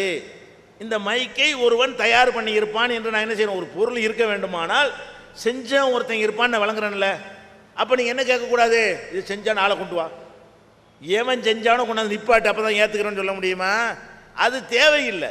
இது சொல்லுதே, இந்த ஃபோன் இருக்குன்னா இந்த ஃபோனை ஒருத்தன் செஞ்சான்னு நான் சொல்கிறேன், ஏதோ சொன்ன நீ பார்த்தியா, பார்க்க தேவையில்லை. இது சொல்லுது, இதுவாக உண்டாவாது. ஒரு மரம் இருந்தது, அது அப்படி துண்டு துண்டாக கீழே விழுந்தது, பலகை அறுத்தது, அதுவாக வந்து ஜாயிண்டாக இப்படி அந்துருச்சுன்னு சொன்னால் நம்புவீங்களா? கிறுக்குன்றீங்கன்னு. இந்த டேபிள் எப்படி வந்துச்சுன்னு சொல்லும் பொழுது நான் என்ன செய்கிறேன், ஒரு மரம் இருந்தது, அதுவாக கீழே விழுந்தது, அதுவாக பலகையை அறுத்தது, அதுவாக இழைத்தது, அதுவாக ஒன்றா வந்தது, அதுவாக ஆணி எடுத்து கொண்டது, அதுவாக உண்டாயிட்டுன்னு பேசினேன்னு வைங்க, சரியான மரகலன்றுச்சுன்னு சொல்லுவீங்களா இல்லையா? அப்போ ஒரு பொருளை இது பார்க்குறோம், இந்த டேபிளை பார்க்குறோமா, இதை ஒரு நல்ல ஒரு தச்சன் இதை செஞ்சுருப்பான். தச்சனை பார்க்க வேண்டிய அவசியம் கிடையாது, தச்சனுக்கு அட்ரஸ் கேட்க வேண்டிய அவசியம் கிடையாது. தச்சன் செஞ்சானா இதான் வந்துச்சா, இதுதான் கேள்வி. அப்போ நான் தச்சனை பார்க்கலைங்கிறதுனால இதை செஞ்சவனை மறுத்தா பகுத்தறிவா? அப்போ ஒரு பொருளை வைத்து கொண்டு அதை சிந்தித்து பார்த்து அதிலிருந்து விளங்குற கூடுதல் விஷயம் இருக்குதே, அதை விளங்குறதுக்கு பேர் தான் பகுத்து அறிகிறது. இதுதான் ஆடு மாட்டுக்கு இல்லாமல் மனுஷனுக்கு மாத்திரம் உள்ள ஒரு அறிவு. அப்போ இந்த அண்ட சராசரங்களை பாருங்கள், இந்த டேபிள் அதுவாக வராது, இந்த மைக்கு அதுவாக வராது, நீங்கள் வச்சுக்கிற ஒரு குண்டூசி கூட அதுவாக வராது. குண்டூசி அற்பத்தில் அற்பமாக இருக்கிற ஒரு குண்டூசி கூட அது தானாக உண்டாக முடியாது. அப்படின்னு சொல்லும் பொழுது இந்த பிரம்மாண்டமான பூமி, இந்த சூரியன், இந்த சந்திரன், இன்னும் இருக்கக்கூடிய ஏராளமான கோள்கள், அதையும் கடந்திருக்கக்கூடிய ஏராளமான கேலக்சிகள், ஒவ்வொரு கேலக்சிலையும் ஏராளமான சூரியன்கள், ஒவ்வொரு சூரியன்லையும் ஏராளமான சூரிய குடும்பங்கள், கோடான நட்சத்திரங்கள், இப்படி எத்தனையோ பிரம்மாண்டமான விஷயங்கள்லாம் இருக்குதே. இது அதுவாக உண்டாயிருமா? அதுவாக உண்டாகிறதுக்கு அதில் என்ன இருக்குது? அதில் ஏதாவது ஆற்றல் இருக்கா? அது அறிவாட்சி இருக்குதா? இந்த பூமிக்கு அறிவு இருந்தால் கூட அதுவாக அட்ஜஸ்ட் பண்ணி உண்டாக்குதுன்னு சொல்லலாம். ஏறி மிதிச்சிட்டு போனால் கூட ஒன்றும் செய்யாது. அப்போ இதுக்கு சிந்தனையோ ஒன்றுமில்லாத பொருள்களாக இருந்து கொண்டு அது இவ்வளவு பிரம்மாண்டமான ஒரு தோற்றத்தில் ஒன்று படைக்கப்பட்டிருக்கிறது. அதில் பயங்கரமான பலவித நன்மைகள் நமக்கு கிடைத்து கொண்டிருக்கிறது. இதெல்லாம் ஒரு நுணுக்கமான ஒருத்தன் செஞ்சிருக்கான் என்பதை காட்டுதா இல்லையா? இதை வச்சு கண்டுபிடிக்கிறது தப்பா? அது கூட எவ்வளோ சிஸ்டமாக இருக்குன்னு பாருங்கள். சிஸ்டமாக இல்லாமல் கண்ணா பின்னாண்டு இருந்துச்சுன்னு வைங்க, அப்போ கூட ஒருத்தன் ஒரு இந்த பொருள் இருக்குது, இதுவா கீழே ஒரு உளுந்து உடஞ்சி சுக்குநூறாக நொறுங்கிடுச்சுன்னு வைங்க, ஒரு சிஸ்டமாக நொறுங்க. அதில் ஒரு துண்டு இவ்வளோ பெருசாக இருக்கும், ஒரு துண்டு இவ்வளோ பெருசாக இருக்கும், ஒரு துண்டு இப்படி இருக்கும், ஒரு துண்டு முக்கோணமாக இருக்கும், ஒரு துண்டு ரவுண்டாக இருக்கும், பல மாதிரி உடையும். ஒரு பொருளை போட்டு உடைஞ்சின்னு சொன்னால் உடையும். ஆனால் ஒரு அளவுப்படி திட்டமிட்டபடி சீராக இயங்கக்கூடிய வகையில் ஒரு நிர்வாகம் நடந்து கொண்டிருக்கிறது என்று சொன்னால், இந்த மாதிரி நிர்வாகத்தை இணைப்பதற்குரிய நெட்வொர்க் ஏதாவது ஒன்று இருக்கணுமா இல்லையா? சூரியனுக்கும் பூமிக்கு நெட்வொர்க் இருக்கா இல்லையா? சந்திரனுக்கும் பூமிக்கு நெட்வொர்க் இருக்கா இல்லையா? ஒவ்வொரு கோளுக்கும் அடுத்தோட தொடர்பு நெட்வொர்க் இருக்கா இல்லையா? இது எல்லாத்தையும் இணைக்கக்கூடிய அறிவு அதுக்கு சூரியனுக்கு இருக்குதா அல்லது பூமிக்கு தான் இருக்குதா?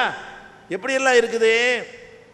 நீங்கள் இன்றைக்கி பார்த்தீங்கன்னு சொன்னால் அடிக்கடி பேப்பரில் பார்ப்பீங்க, இன்று புதன் கிரகம் நீங்கள் வெறுங்கண்ணால் பார்க்கலாம், இத்தனாம் தேதி புதன் என்கிற கோள் சூரியனை கடந்து செல்வதை சென்னையில் உள்ளவர்கள் பார்க்கலாம்னு போடுறான்.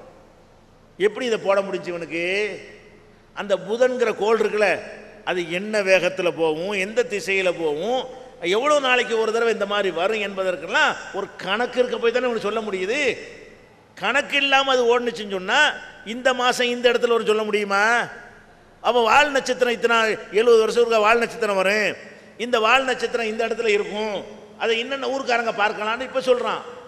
அடுத்த மாதத்துக்கு எத்தனை சூரிய கிரகணம் வரும் இப்போ சொல்ல முடியும். அடுத்த மாதத்துக்கு அடுத்த வருஷத்துக்கு எத்தனை சூரிய கிரகணம் வரும், அடுத்த வருஷத்துக்கு எத்தனை சந்திர கிரகணம் வரும், எத்தனை மணிக்கு வரும், எந்தெந்த ஊரில் தெரியும், எவ்வளோ நேரத்துக்கு அது இருக்கும், ஃபுல்லாக கிரகணம் எத்தனை ஊரில் இருக்குது, ஆஃப் எவ்வளோ இருக்கும், காவாசி எவ்வளோ இருக்கு என்று நுணுக்கி நுணுக்கி டீட்டெயில் அவங்களுக்கு தர்றான. இதை தருவதுலேருந்து என்ன விளங்குது? அந்த சூரியன் சந்திரனுடைய ஓட்டத்துக்கெல்லாம் ஒரு மெஷர்மெண்ட் போட்டு கணக்கு இருக்கிறது. கணக்கு இருக்கிறதுனால இவனுக்கு கணிக்க முடியுது. கண்ணா பின்னாடி தாறுமாறாக ஒன்றுச்சுன்னு வைங்க, அது எத்தனை மணிக்கு எங்கே வரணும் கண்டுபிடிக்கலாமா உங்களுக்கு? அப்போ ஒரு சொல்லி வச்ச மாதிரி ஒரு நிர்ணயித்த மாதிரி இந்த பூகோளம் இயங்குகிறதா இல்லையா? இந்த யூனிவர்ஸ் மொத்தமும் இயங்குகிறதா இல்லையா? அது எதை காட்டுது? நமக்கு மேலே ஒரு சூப்பர் பவர் இருக்கிறான் என்பதை காட்டுதா இல்லையா? இதுதான் சிந்திக்கணும். சிந்திச்சு பார்த்து இது கண்டிப்பாக திட்டமிட்டு தான் நடக்கிறது. ஒருத்தன் கார் பஸ்ஸில் போகிறான், பஸ் ஓடிட்டு இருக்கானா 100 கிலோமீட்டர் 100லேயே போகிறான். 100 தான், 100 விட்டு 101க்கும் போக மாட்டேங்குது, 99 வர மாட்டேங்கிறான். 100ல் பிடிச்சா 100 கிலோமீட்டர் வேகத்தில் போகுது. அப்போ இங்கேருந்து ஒரு 200 கிலோமீட்டர் தூரத்தில் உள்ள ஊரை நோக்கி போகிறான்னு வைங்க, எவ்வளோ நேரத்தில் போய் சேருவான்னு கேட்டால் என்ன செய்வீங்க? கண்ணை மூடி சொல்லலாம் 2 மணி நேரத்தில் போயிடுவான்னு. ஏன்? மணிக்கு 100 கிலோமீட்டர் வேகத்தில் போகிறான், 200 கிலோமீட்ரு 2 மணி நேரத்தில் போயிடுவான் சொல்லிட முடியும். ஒருத்தன் போகிறான், என்ன செய்யறான்? திடீர்னு 40ல் போகிறான், 60க்கு ஆகுறான், 30க்கு வர்றான், 120க்கு போகிறான், மறு 80க்கு வர்றான். இவன் எத்தனை மணிக்கு போய் சேருவான்? அவனுக்கும் தெரியாது, நமக்கும் தெரியாது. போய் சேர்ந்தா தான் தெரியும். அப்போ சிஸ்டம் இல்லாமல் தீர்மானம் இல்லாமல் போனால், ஒரு இலக்கு இல்லாமல் போனால் அதை எவனாலையும் கணிக்க முடியாது. ஒரு கணக்குப்படி செஞ்சால் கணிக்க முடியும். இப்போ இந்த உலகத்தில் உள்ள எல்லாத்தையும் மனுஷன் கணிக்கிறானா இல்லையா? இப்போ நாளைக்கு எத்தனை மணிக்கு சூரியன் மறையும் இன்னைக்கு உங்களுக்கு சொல்ல முடியுமா? முடியாதா? இந்த திருப்பூரில் எத்தனை மணிக்கு சூரியன் மறையும்? அத்தனை மணிக்கு மறையுது. டெய்லி ஹிண்டு பத்திரிக்கை பார்த்தீங்கன்னா என்ன செய்வான்? போட்டிருப்பான். என்ன போட்டிருப்பான்? சூரியன் மறைவு சென்னையில் இத்தனை மணி இத்தனை நிமிஷம்னு போட்டிருப்பான். அத்தனை மணி அத்தனை நிமிஷத்துக்கு மறையுது. இது எப்படி முன்னாடியே அவன் சொன்னான்? கணிப்பு கணக்கு இருந்தால் தான் சொல்ல இயலும். சூரியனுடைய சுழற்சி வேகம், பூமியுடைய சுழற்சி வேகம், சுழல்கிற திசை எல்லாத்துக்குமே ஒரு கணக்கு இருக்க போய் தான் அதை கணிச்சு இன்னென்ன இடத்தில் இது இருக்கும். அப்போ இந்த சிஸ்டமாக இது இயங்குறதை பார்த்தால் ஒரு அறிவுள்ள ஒருத்தனுடைய செயல்பாடு அதுக்கு பின்னாடி இருக்கிற மாதிரி இருக்குதா? கண்ணா பின்னாண்டு இஷ்டத்துக்கு செஞ்சுக்கிட்டு இருக்குதா? இயங்கிட்டு இருக்குதா? இதை சிந்திச்சு பார்ப்பா இது கடவுள் இருக்கிறான்னு விளங்குதா இல்லையா? விளங்குது. அதை விட இப்போ கண்டுபிடிச்சிட்டான். இப்போ என்ன கண்டுபிடிச்சிட்டான்? இந்த பிரபஞ்சம் உண்டானது பெருவெடிப்புனால் தான் உண்டானது. பெருவெடிப்பு கொள்கைன்னு கேள்விப்பட்டிருக்கீங்களா இல்லையா? அந்த பெருவெடிப்பு கொள்கையினால் தான், பெருவெடிப்பின் மூலமாகத்தான் இது உண்டானுச்சு. எது உண்டானுச்சுக்கிறான்? பிரபஞ்சம். பிரபஞ்சம்னா நம்ம இருக்கிற பூமி ரொம்ப சின்னது. உலகத்தில் இருக்கிறதுலையே ஒன்றுமே ஒரு இமயமலைக்கு பக்கத்தில் ஒரு கடுகு இருக்குல்ல, இமயமலையை வச்சுக்கிறங்க. ஒரு கடுகு கொடி பக்கத்தில் வைக்கிறீங்க. அந்த இமயமலைக்கு பக்கத்தில் உள்ள கடுகு என்ன சைஸு? இதுக்கு என்ன கம்பேர் பண்ண முடியுமா? அந்த மாதிரி இந்த யூனிவர்ஸில் உள்ள விஷயத்தில் ஒப்பிட்டு பார்த்தீங்கன்னா இந்த பூமி அவ்வளவுதான். இந்த பூமி ஒரு கடுகுண்டிங்கன்னா ஒரு இமயமலை அளவுக்கு, அதை விட தாண்டின அளவுக்கு மேட்ரு உள்ளே இருக்குது. அவ்வளோ பிரம்மாண்டமான படைப்புகள்லாம் இருக்குது. அதில் ஒரு சின்ன இடத்துல இந்த பூமியில் உட்காந்துக்கிட்டு ஒரு இடத்த பெரிய பந்தாக காட்டிட்டு தெரிகிறான். ஒட்டுமொத்த பூமியும் ஒரு கடுகு சைஸுக்கு வராது. பிரபஞ்சத்தை இமயமலைன்னு வைத்துக் கொண்டீர்களே, ஆனால் இவ்வளவு ஒரு சின்ன விஷயத்தில் இவ்வளோ ஆட்டம் போட்டுருக்குறோம். இப்போ இவ்வளோ விஷயங்கள்லாம் படைத்து பண்ணுறதா இருந்தால் எவ்வளோ பெரிய நுணுக்கம் இருக்குன்னு விளங்குறது. இப்போ என்ன பண்ணுறாங்கன்னு கேட்டால், இந்த பூமி எப்படி வந்தது, சூரியன் எப்படி வந்தது, சந்திரன் எப்படி வந்தது என்று இப்போ ஆராய்ச்சி பண்ணுறாங்க. ஒவ்வொரு காலத்துலேயும் ஒவ்வொரு விதமான கருத்துக்களை சொன்னாங்க. இப்போ முடிவாக இப்போ லாஸ்ட்டாக இப்போ என்ன தியரி வந்திருக்குன்னு கேட்டால், எல்லா பொருள்களும் எல்லாம்டா இது சூரியன், சந்திரன், செவ்வாய், சுக்கிரன், வியாழன், பூமி, அதுக்கு மேலே இது மாதிரி ஏராளமான சூரியன் இருக்குது. நமக்கு தெரிஞ்ச ஒரு சூரியன், இந்த ஒரு சூரியனோட உலகம் முடிஞ்சிடல. இது ஒரு கேலக்சி. இதே மாதிரி லட்சக்கணக்கான கேலக்சி இருக்கிறது. ஒவ்வொரு கேலக்சிலையும் ஒரு சூரியன் இருக்கிறது. அதுக்கு இதே மாதிரி கோள்கள்லாம் இருக்கிறது. இப்போ நம்ம பார்க்குறோமே, இந்த பூமி எல்லாம் சேர்ந்து ஒரு கோள்னு சொல்கிறோமே, அதாவது சூரியனை மையமாக வைத்து எல்லாம் சுற்றுது. பூமி சூரியனை சுற்றுது, செவ்வாய் சூரியனை சுற்றுது, வியாழன் சூரியனை சுற்றுது, இப்படி சனி சூரியனை சுற்றுகிறது, சந்திரன் மட்டும் பூமியை சுற்றுகிறது. ஆனாலும் அது சூரியனை பூமியோட சேர்ந்து சுற்றி போடுது. இப்படி சுற்றுறதை ஒரு கேலக்சின்னு வச்சுருக்கிறான். இந்த மாதிரி ஒரு சூரியனாக இருக்குது இல்லை, இன்னும் ஏராளமான கேலக்சிகளில் ஏராளமான சூரியனும், அந்த ஏராளமான சூரியன்களை ஏராளமான கோள்கள் சுற்றிக்கிட்டு வர மையமாக வைத்து சுற்றி கொள்ளக்கூடிய வகையில் இருக்குதுங்கிறான். இவ்வளோ பிரம்மாண்டத்தை கற்பனை பண்ணிக்கிறங்க, கணக்கில் அடங்காது. இவ்வளவும் எப்படிடா உண்டானுச்சுன்னு கேட்டால், ஒரு அணுண்டா என்ன எடுத்த காட்ட இயலாது. இந்த பாக்டீரியா கிருமி இருக்குன்னு தண்ணியில் இருக்குன்னு சொன்னோம்ல, அந்த மாதிரி தான். அவ்வளோ சின்ன பொருள். ஒரு அணு திடீரென்று வெடித்தது. அந்த வெடித்ததால் ஏற்பட்ட சக்தியினால் தான் அது அப்படி விரிவடைந்துக்கிட்டே வந்து வந்து வந்து வந்து வந்து தூசிகளாக ஆகி ஒவ்வொரு இடத்துல உருண்டு திரண்டு பூமி சந்திரன் உண்டாயிடுச்சுங்கிறான். அப்போ என்ன சொல்ல வர்றான்னு கேட்டால், இந்த பூமி இருக்குல்ல, பூமி சூரியன் செவ்வாய் எல்லாம் சேர்ந்து ஒரு பொருளில் அடைக்கப்பட்டிருந்துச்சுங்கிறான். சரி, அடைக்கப்பட்டிருந்தா அதுக்கு ஏற்ற சைஸில் இந்த பொருள் இருக்கணுமா இல்லையா? இந்த பூமியெல்லாம் எதில் இருந்துச்சான்? ஒரு கடுகை வச்சுக்கிறோம். அணுன்னா உங்களுக்கு விளங்காது. ஒரு கடுகை வச்சுக்கிறோம். ஒரு கடுகு போன்ற ஒரு பொருளுக்கு உள்ள எது இருந்துச்சான்? இந்த பூமி இருந்துச்சான், சூரியனும் இருந்துச்சான், சந்திரன் இதுக்குள்ளே தான் இருந்துச்சான், வியாழனும் இதில் தான் இருந்துச்சான், அனைத்து கோள்களும் அதில் தான் இருந்துச்சான், அனைத்து நட்சத்திரங்களும் இதுக்குள்ளே தான் இருந்துச்சான். எல்லாம் இருந்து அது திடீரென்று வெடித்து சிதறின உடனே அந்த பயங்கரமான ஒரு சக்தி அதிலிருந்து வெளிப்பட்டது. அதுதான் தூசி மண்டலமாய் அவைகள்லாம் ஒவ்வொன்றா திரண்டு, அந்த பக்கம் திரண்டது சூரியன், இந்த பக்கம் திரண்டது பூமி, அப்படின்னு ஆகிவிட்டதுன்னு சொல்லி ஒரு கணக்கை சொல்கிறாங்க. இதை சோதனை மூலமாகவும் என்ன, பூமிக்கு இடையில் ஒரு அணுவை வெடிக்க செய்து, அப்படி வெடிக்க செய்தால் அந்த சக்தி வருமானு கண்டுபிடிச்சிட்டாங்க. இப்போ நம்ம என்ன கேட்குறோம்னா, இதை வச்சு தான் சொல்கிறான் விஞ்ஞானிகள்லாம், இந்த உலகம் உருவாவதற்கு இது மேலே ஒரு பவர் இல்லாமல் நடக்காது. கடவுள்னு ஏதோ ஒன்று இல்லாமல் இதுக்குள்ளே எப்படி எல்லாம் இருக்கும்? ஒரு கடுகுக்குள்ளே தான் சூரியன் இருந்துச்சு, சந்திரன் இருந்துச்சுன்னு சொன்னால் அதையும் ஏற்றுக்கிறதா? இவ்வளோ இதுக்குள்ளே அடக்கி வச்சிருக்க ஏழுமா? ஒன்றுமே முடியாது. அப்போ எதில் இருக்க முடியாத அதுக்குள்ளே அவ்வளோ அடங்கி இருந்தது என்று சொல்வது, வெடித்து இதெல்லாம் உண்டானு சொல்வது அது சாத்தியம் கிடையாது. ஆனால் இந்த இடத்தில் தான் அவன் விஞ்ஞானி எப்படி சொல்கிறான்? கடவுள் இருக்காருன்னு சொல்ல மாட்டான். இந்த இடத்தில் தான் கடவுளுடைய தேவை ஒன்று இருப்பதை நம்ம உணர்கிறோம். கடவுள்னு ஒருத்தர் தேவைப்படுகிறார் என்பதை இந்த இடத்தில் தான் உணர்கிறோம்ங்கிறான். கடவுள்ன்ற கான்செப்டை கழிச்சிட்டு பார்த்தா இதுக்கு ஆன்சர் கிடையாது. இதுக்கு என்னது, எப்படிடா இதில் இருக்கு? எந்த விஞ்ஞான ரீதியாக கணக்கு போட்டு புதிரை போட்டு சொல்லி காட்டு. எந்த சயின்டிஸ்ட்டை வேணாலும் கூட்டிகிட்டு வந்து இது உள்ளே இதெல்லாம் அடக்கி வைக்கலான்னு காட்டு பார்ப்போம். அப்போ அடக்கி வைக்க இயலாது. ஆனால் அப்படி தான் இருந்துச்சுங்கிறான். இதுக்குள்ளே அடக்கி வைக்க இயலாது, ஆனால் அப்படித்தான் இருந்தது. எல்லாமே ஒரு கடுகை விட ஒரு சின்ன பொருளுக்குள்ளே அடக்கி இருந்தது. அப்போ இதெல்லாம் சிந்திக்கும் பொழுது ஒருத்தன் இருக்கிறான். அது என்ன குழப்பம்னா, நம்மளா உண்டாக்கி கொண்டு கடவுளுங்க கூடாது.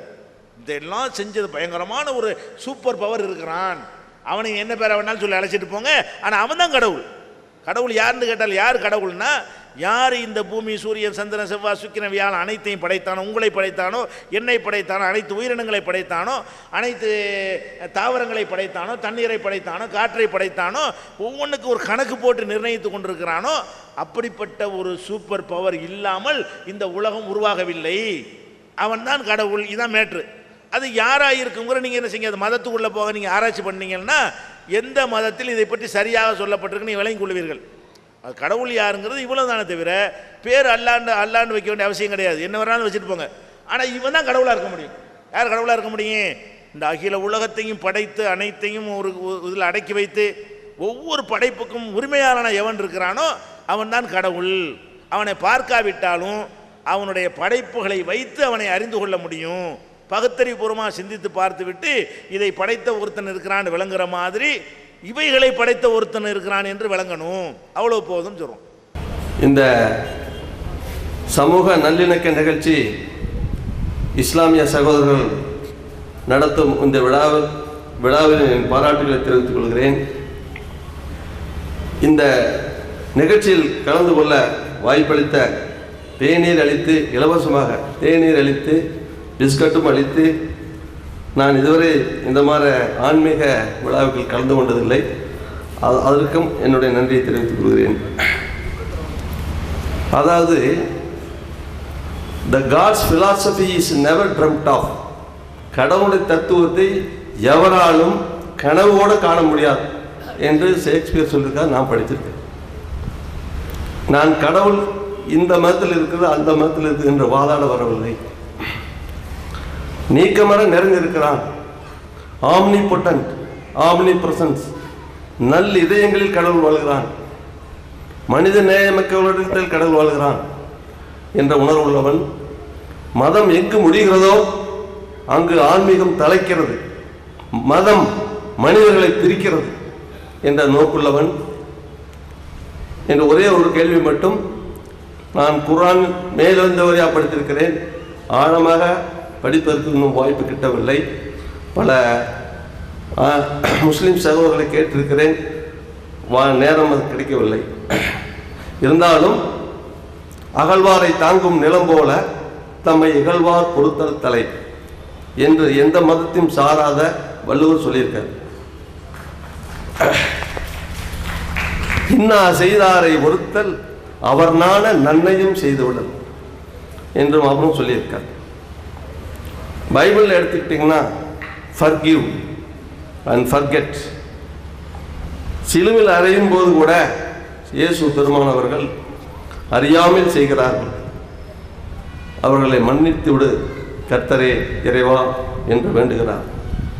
இப்படி இருக்கும்போது குர்ஆனில் மட்டும் கண்ணுக்கு கண் பல்லுக்கு பல் என்று சொல்லி இருக்கிற அர்த்தம் எனக்கு, ஏன்னா மேலிருந்து வரையா படிக்கிறேன். இன்னும் ஒரு பெரிய உங்களை மாதிரி ஆசானங்களே நான் அணுகவில்லை. அப்படி ஒரு மகான்களும் எனக்கு கிட்டவில்லை. தொழுகை முறை கூட கேட்டிருக்கிறேன். தினமும் என்னிடம் வாக்கிங் வர சகோதரர் இதுவரைக்கும் சொல்லித் தரவில்லை. அந்த குறை அவர்களுடைய சாரும். என்னோட வீட்டில் சொல்லிக் கொடுங்க அல்லது உங்கள் வீட்டுக்கு வர சொல்லிக் கொடுங்க அப்படின்னா சொன்ன இதுவரைக்கும் சொல்லித்தரல. அது ஹஜ்ஜுக்கு போயிட்டு வந்தவங்க அவங்க, அதை யாருன்னு அப்புறம் தனியாக பேசிக்கலாம். ஆக இந்த கேள்விக்கு மட்டும் பதிலளிக்குமாறு அன்புடன் வேண்டிக் கொள்கிறேன். அதாவது என்ன கேட்குறாங்கன்னா,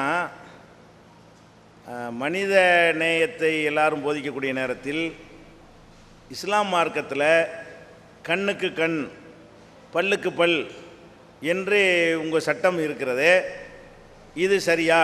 இது எந்த அடிப்படையில்னு கேட்குறாங்க. இந்த கண்ணுக்கு கண் பல்லுக்கு பல் என்ற விஷயங்கள் எல்லாம் ஒவ்வொரு மனிதனுக்கும் சொல்லப்பட்ட சட்டம் கிடையாது. குர்ஆனுடைய சட்டங்கள் ரெண்டு விதத்தில் இருக்கிறது. ஒன்று தனி மனிதர்கள் செய்ய வேண்டிய விஷயங்கள், இன்னொன்று ஒரு அரசாங்கம் செய்ய வேண்டிய விஷயம். இந்த கண்ணுக்கு கண் பல்லுக்கு பல் என்பதெல்லாம் ஒரு அரசாங்கம் கொடுக்க வேண்டிய தண்டனை முறையில் அடங்கக்கூடிய ஒரு விஷயம். இப்போ என் கண்ணை ஒருத்தன் எடுத்துட்டா நான் போய் அவன் கண்ணை தோண்டக்கூடாது. இந்த சட்டங்கள் யாருக்கு தரப்படுதுன்னா, ஒரு இஸ்லாமிய அரசு உருவான பிறகு அந்த அரசாங்கத்தில் குற்றங்களுக்கு என்ன செய்யணும்? கடும் தண்டனை கொடுக்க வேண்டும். கொலைக்கு கொலை, கொலைக்கு கொலைன்ற அர்த்தம் என்ன விளங்கிடக்கூடாது. ஒருத்தன் கொலை பண்ணுற நாம் போய் அறுவலை கொண்டு போய் அவனை போய் கொலை பண்ணிடக்கூடாது. எங்கள் தகப்பனாரை ஒருத்தன் கொலை செஞ்சதுக்காக வேண்டி நான் அறுவாலை தூக்கிட்டு போய் அவனை கொலை செய்யக்கூடாது. ஒரு அரசாங்கம் என்ன செய்யணும்னு கேட்டால், என்னுடைய தகப்பனாரை கொலை செஞ்சிட்டானா அவனை அரசாங்கம் மரண தண்டனை கொடுக்கணும். இப்படி அதாவது இஸ்லாமிய சட்டங்கள் இது குற்றவியல் சட்டம். கண்ணுக்கு கண்ணு பல்லுக்கு பல்லுன்னு ஆளுக்கு சட்டத்தை கையில் எடுக்கிறது கிடையாது. நபிகள் நாயகம் அவர்கள் ஆன்மீகத்தையும் சொன்னாங்க. அவங்க சக்கரவர்த்தியாகவும் இருந்தாங்க. அவங்க சக்கரவர்த்தியாக இருக்கும் பொழுது அவங்க கடைப்பிடித்த சட்டம் இது. இதை மஸ்ட் விளங்கி கொள்ளணும். கண்ணு கண்ணு ஆளுக்கு எடுத்துடக்கூடாது. அதுக்கு இஸ்லாத்தில் அனுமதியும் கிடையாது. சட்டம் ஒழுங்கை கவர்மெண்ட் தான் செய்ய வேண்டும். சரி, இந்த கவர்மெண்ட்லேயே இது சரியா? கண்ணுக்கு கண்ணு, பல்லுக்கு பல்லு, உயிருக்கு உயிர், இந்த மாதிரி சொல்வது சரியா என்ற கேள்விக்கு வந்தோமையானால், இதுதான் சரி என்று இப்போ உலகமெல்லாம் என்ன செய்கிறாங்க, அதை நோக்கி வந்து கொண்டிருக்கிறார்கள். ஃபஸ்ட்டு நம்ம விளங்கி கொள்ளணும், ஒரு குற்றத்திற்கு தண்டனைன்னு வச்சுருக்கிறாங்க. எல்லா நாட்டிலையும் இருக்கிறது. குற்றத்துக்கு தண்டனை கொடுக்காத நாடு எங்கேயாவது இருக்குதா? தண்டனை ஜெயிலாவது போடுவாங்கல்ல, ஃபைனாவது போடுவாங்கல்ல. குற்றம்னு சொன்னால் அதுக்கு தண்டனை கொடுக்கணும் என்பது உலகத்தில் உள்ள எல்லா நாடுகளிலும் இருக்கிறது. இந்த தண்டனை கொடுப்பதனுடைய நோக்கம் என்ன? குற்றங்களுக்கு நம்ம தண்டனை கொடுக்குறோம் இல்லையா? குற்றங்களுக்கு தண்டனை கொடுக்கிறதா இருந்தால் அந்த தண்டனை கொடுப்பதற்கு என்ன நோக்கம், என்ன காரணம் என்றால், இப்போ ஒரு ஆளை கொலை பண்ணிட்டாங்க. கொலை பண்ணவனுக்கு தண்டனை கொடுத்தா அவன் திரும்பி வந்துடுவானா? இப்போ என் தகப்பனாரை ஒருத்தர் கொலை பண்ணிவிட்டாருங்க, அவருக்கு மரண தண்டனை கொடுத்தாச்சு, ஏதோ ஒரு தண்டனை கொடுத்தாச்சுன்னு வைங்க. அப்படி கொடுக்கறதுனால அந்த செத்து போன என் தகப்பனாருக்கு வந்துடுவாரா? வரமாட்டார். போனது தான். அப்போ தண்டனை கொடுக்கறதுக்கு என்ன காரணம்? ஒருத்தர் தண்டனை கொடுக்குறோம் என்று சொன்னால் என்ன காரணம்னு சொன்னால், இப்போ இந்த சரியான தண்டனை கொடுக்கல என்று சொன்னால் பாதிக்கப்பட்ட நான் என்ன செய்வேன்னு கேட்டால், நான் பழிவாங்க அறுவலை எடுத்துருவேன். என் தகப்பனாரை கொலை பண்ணிவிட்டான், சுதந்திரமாக நடமாடிட்டு இருக்கிறான்னு வைங்க.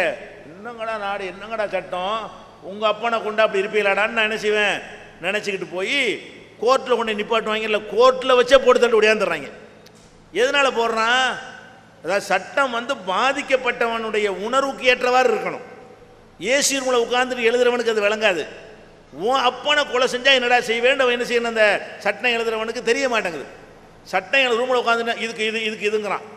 அப்போ சட்டம் எதுக்குன்னு கேட்டால், பாதிக்கப்பட்டவனுக்கு மன நிறைவு, நமக்கு நீதி கிடைத்து விட்டது, நமக்கு ஏற்பட்ட பாதிப்புக்கு ஏற்றவாறு மனம் குளிரக்கூடிய வகையில் ஒரு தண்டனை அமைந்து விட்டது நினைத்தானேயானால் சங்கிலி தொடராக அந்த குற்றங்கள் நடக்காது. ஒருத்தன் திருடிப்புட்டான், ஏன்ட்ட திருடினா என்கிட்ட தான் கேட்கணும் என்ன செய்யணும்னு சொல்லிட்டு. உங்கள்கிட்ட கேட்கக்கூடாது, திருட்டு சம்மந்தமில்ல ஆள்கிட்ட கேட்கக்கூடாது. எனக்கு தான் தெரியும் நம்ம அந்த திருட்டினால் பாதிக்கப்பட்டது யார், நான் தானே. அப்போ இஸ்லாம் என்ன சொல்லுதுன்னு கேட்டால், பாதிக்கப்பட்டவனுடைய உணர்வை கருத்தில் கொண்டு சட்டம் எழுதுப்பாங்குது. கண்ணுங்கிறம இது கண்ணுங்கிற அர்த்தம் என்ன நீங்கள் விளங்கிக்கிறனு? கண்ணுன்னா என்ன? முதல்ல ஒரு கண்ணவன் எடுத்துருக்கிறான், அதை நீங்கள் விளங்கணும். ரெண்டாவது அவன் கண்ணை எடுக்கணுங்கிறோம்.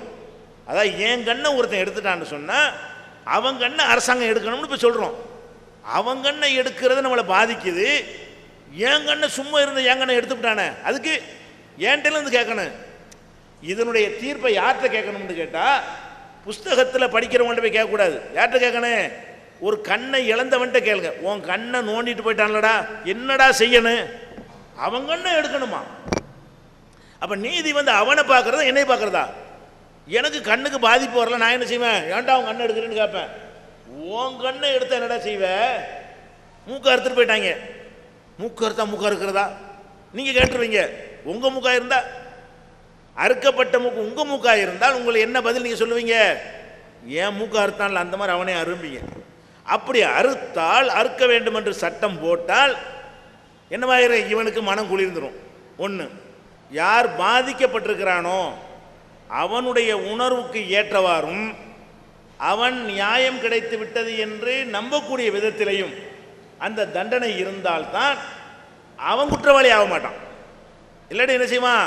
அவன் போய் ஒரு கண்ணுக்கு 10 கண்ணு எடுத்துகிட்டு வந்துடுவான். இது ஃபஸ்ட்டு மேட்ரு. ரெண்டாவது, குற்றங்களுக்கு கொடுக்கக்கூடிய தண்டனை நோக்கம் என்னன்னு கேட்டால், அடுத்தவனுக்கு அந்த எண்ணம் இனி வரக்கூடாது, அவனுக்கு இன்னொரு தடவை வரக்கூடாது. ஒரு குற்றத்துக்கு தண்டனை கொடுத்தோம்னு சொன்னால், ஆஹா இதை செஞ்சோம்னா இப்படி பண்ணிவிடுவாங்களே அப்படின்ட்டு பயம் வரணும். பயம் வரலைன்னா என்ன செய்வான்? மீண்டும் மீண்டும் தப்புகளை செய்து கொண்டே இருப்பான், குற்றங்கள் அதிகரித்து கொண்டே இருக்கும். இப்போ நீங்கள் உதாரணமாக நான் புரிந்து கொள்வதற்காக சொல்கிறேன். திருடுறான்னு வைங்க. திருடுனா என்ன நம்ம நாட்டில் சட்டம்? திருடுனா ஜெயிலில் கொண்டே போடுவாங்க. திருட்டுக்கு என்ன தண்டனை? ஜெயிலில் கொண்டே போடுறது. ஜெயிலில் போடுறதுக்கு என்ன அர்த்தம்? 3 வேளை சோறு கொடுக்குறேன்னு அர்த்தம். ஜெயிலில் போகிறேன்னு என்ன அர்த்தம்? 3 வேளை சோறு கொடுக்கணும், அவனுக்கு ட்ரெஸ்ஸு கொடுக்கணும், அவனுக்கு வாரத்துக்கு ஒருக்கா சினிமா பார்க்குறதுக்கு ஏற்பாடுங்க ஜெயிலில் எல்லாமே இருக்கும், சினிமா பார்க்க ஏற்பாடு பண்ணி கொடுக்கணும். அது போக வேறு வேறு வசதிகள்லாம் என்ன செய்யணும், செஞ்சு கொடுக்கணும்னு இருக்கிறது. அதாவது மனைவியோட சந்தோஷமாக இருக்க முடியாதுங்கிறத கழிச்சிட்டு பார்த்தா ஜெயில் வாழ்க்கை மாமியா வீடு தான். அப்படி பேரை வச்சுருக்காங்க, மணி அடித்தா சோறு மாமனார் வீடுங்கிறாங்க. ஜெயிலுக்கு பேர் என்ன வச்சுட்டாங்க? மணி அடித்து மாமியா வீட்டோட சோறு தர மாட்டாங்க. 12க்கு சாப்பாடு வந்துடும். 6 மணிக்கு ராத்திரி சாப்பாடு யாராவது சாப்பிட்ருக்கிறீங்களா? ஜெயிலில் சாப்பிட்லாம். 6 மணிக்கு உங்கள் பொண்டாட்டி ஒரு ராத்திரி சாப்பாடு தந்துடுவாங்களா? அப்போ தான் ஆரம்பிப்பாங்க. அப்போ கூட ஆரம்பிக்க மாட்டாங்க, 8 மணிக்கு மேலே தான் வேலையை ஆரம்பிப்பாங்க. அப்போ 6 மணிக்கு சாப்பாடு, காலையில் 8 மணிக்கு சாப்பாடு. அப்போ இந்த மாதிரி எல்லாம் ஒரு டயத்துக்கு போட்டு சாப்பாடை கொடுக்குறான். அப்போ இது என்ன வருது? ஏன் பணத்தை திருடி இருக்கிறான், ஏன் வரி பணத்தில் இன்னொரு 6 மாதத்துக்கு உனக்கு சோறு. ஏன் பண்ணனா ஊனை இல்லை, நம்ம பணம் தானே. நம்ம பணத்தை திருடுறான் ஒருத்தன். அவனுக்கு என்னடா தண்டனைன்னு கேட்டால், திருடினான்ல 6 மாதம் சோறு போட போகிறோம்.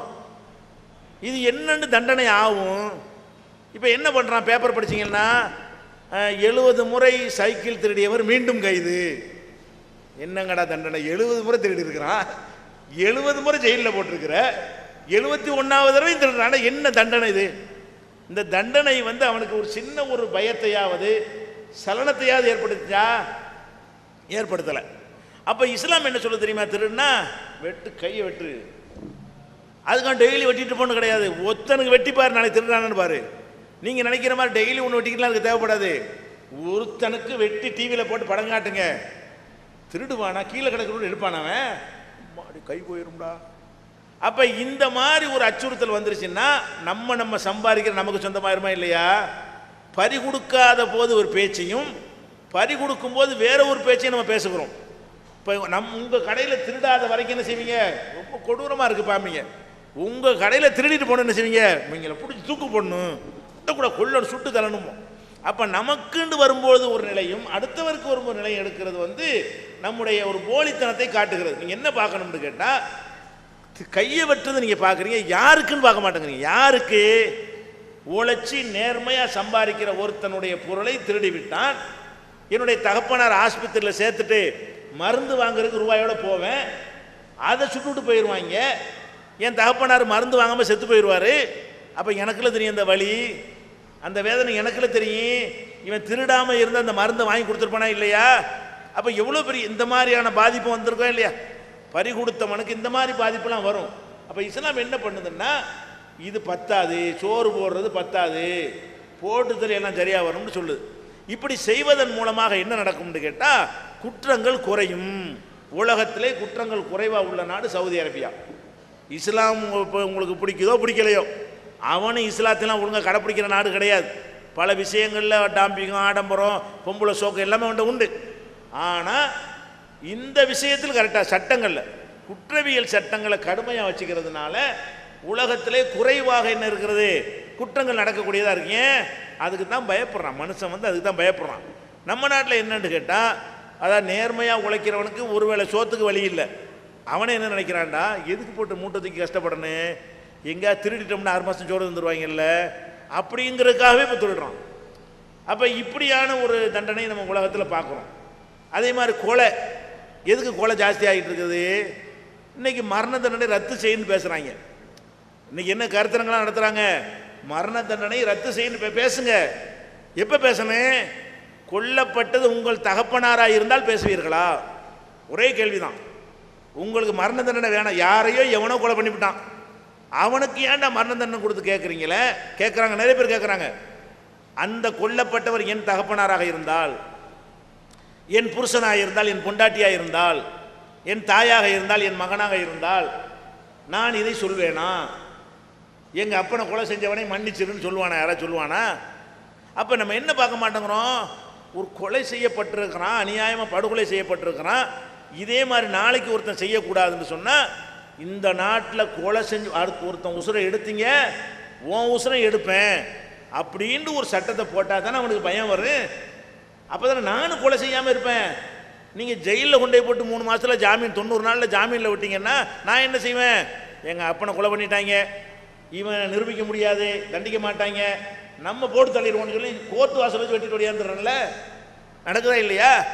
அப்போ அரசாங்கம் தண்டனை தராது என்று சொன்னால் மனுஷனே தண்டிக்கணும், அவனுக்கு வெறி அடங்க மாட்டேங்குது. அரசாங்கம் தண்டனை தரணும்னா வெயிட் பண்ணுவான். இது உனக்கு தூக்கு தண்டனை தான் பாடுறா, கவர்மெண்ட் கொடுப்பான்டா, எனக்கு வந்து பிரச்சனை வராது, என்னை பாதுகாக்க கவர்மெண்ட் இருக்கிறான், அவனுக்கு நியாயம் வழங்குவான் அப்படிங்கிற ஒரு எண்ணம் மக்களுக்கு உண்டாவது நல்லதா இல்லையா? அதே மாதிரி என்னுடைய கண்ணை நோண்டிட்டான்னு வைங்க, போகிற கண்ணை நோண்டிட்டான்னா இஸ்லாம் என்ன சொல்லுது? அது உண்மை நிரூபிக்கப்படுமே ஆனால் பொதுமக்கள் மத்தியில் வச்சு அவன் கண்ணை நோண்டு. நீ எதை பார்க்கக்கூடாது? அவன் கண்ணை நோன்றதை பார்க்கக்கூடாது, அதுக்கு முந்தி அவன் நோண்டினால் அதை பாரு. நீ நோன்றது பதிலடி, அவன் நோன்றது அநியாயம். என் கண்ணை நோண்டிட்டு போனான்லங்க, சும்மா நான் ஒன்றும் செய்யாமல் இருக்கும்போது எடுத்தான், என் மூக்கை அறுத்துருக்கான்ல, அது ஏன் உங்களுக்கு தெரிய மாட்டேங்குது? இவன் மூக்காரு குற்றவாளியுடைய மூக்கா இருக்கிறது பயங்கரமாக பாதிக்குதுன்னா, குற்றம் செய்யாத என் மூக்கை அறுத்துருக்கிறான், அதுக்கு உன் மூக்கா அறுக்கப்பட்டது உன் மூக்காக இருந்தால் அதுக்கு என்ன பதில்? இப்படி இஸ்லாம் கேட்குறது. இந்த இன்னும் சொல்ல போனால் இந்த ஏசுநாதர் சொன்னாங்கலாம் சொன்ன ஒரு கண்ணத்தில் அறைந்தால் மறுகண்ணத்தை கொடுங்கலாம் சொல்கிறாங்கன்றாங்க. உலகத்தில் எவனாச்சும் நடக்கலுமா? அப்படி ஒரு கண்ணத்தில் அறைந்தால் இன்னொரு கண்ணத்தை கொடுன்னு எந்த நாட்டில் சட்டம் இருக்குதா? கிறிஸ்தவர்கள் ஆட்சி பண்ணக்கூடிய நாடுகள்லையாவது ஒரு கண்ணத்தை அறைந்து வந்தாங்க இன்னொரு கண்ணம் கொடுப்பானா? இதெல்லாம் ப்ராக்டிக்கலுக்கு வராது. மனிதன் உணர்வுகளின் வடிவமாக படைக்கப்பட்டிருக்கிறான். அவனுக்கு பாதிப்பு வந்தால் கோபம் வரத்தான் செய்யும், அது கோபத்துடைய ஏதாவது செய்யத்தான் செய்வான். அப்போ அதுக்கு ஏற்றவாறு அந்த சட்டங்கள் அமைந்திருக்கணுமே தவிர மயிலரகினால் வருடி கொடுக்குற மாதிரி சட்டங்கள் உலகம் போகிறான். குற்றவாளிகளுக்கு கருணை, ஜெயிலில் வசதி போதுமா போதாதாண்டு கமிஷன், எவ்வளோ கோடி ரூபா மிச்சமாக தெரியுமா? ஜெயிலில் எடுத்துவிட்டு திருநானா கையை வெட்டி அனுப்பு. ஜெயிலுக்கு செலவழிக்கிற காசு அரசாங்கத்தில் வரி போட வேண்டிய தேவையே இருக்காது. பல ஆயிரம் கோடி ரூபாய்கள் வந்து சிறைச்சாலைக்காக நம்முடைய பணம் செலவாகிறது. எதுக்காக வேண்டி? குற்றம் செய்கிறவனை பிடிச்சி உள்ளே அடைச்சி சோறு போடுறதுக்காக வேண்டி. அதே மாதிரி குற்றங்கள் பெருகி கொண்டு வர இருக்கிறது. இதெல்லாம் பார்த்துட்டு இப்போ லேட்டஸ்டான உங்களுக்கு சொல்வதாக இருந்தால், இப்போ மதுரை ஆதீனம் இப்போ லேட்டஸ்டான ஒரு ஆள் தானே, அவர் சொன்னார் குற்றவாளிகள் குற்றத்தை குறைப்பதாக இருந்தால் சவுதி அரேபியா சட்டத்தை இங்கே கொண்டு வரணுங்கிறார். ஏன் பார்க்குறாங்க எந்த இதுவும் சரி வரல. இந்த மாதிரி நீங்கள் என்ன பார்க்குறீங்க? மரண தண்டனை, மரணமா? அட மரண தண்டனை தெருவில் போகிற பிடிச்ச மரண தண்டனை கொடுக்க சொல்கிறோம். அவன் ஒருத்தனுக்கு சட்டவிரோதமாக மரண தண்டனை கொடுத்துருக்குறான், நீ சட்டப்படி கொடுக்குற. அவன் ஏற்கனவே நெஞ்சிருக்கிறான், ஒருத்தனை கொலை பண்ணியிருக்கிறான். அப்போ கொலை பண்ணானே அவன் பொண்டாட்டிகிட்ட போய் கேளு என்ன செய்யணும்னு கேளு. ஒருத்தனுடைய பொண்டாட்டிகிட்ட போய் என்ன செய்யணும்? உங்கள் புருஷனை ஒருத்தன் கொலை பண்ணானமா, அவனை என்ன செய்யணும்? கொல்லணும்னு சொல்லுவான்.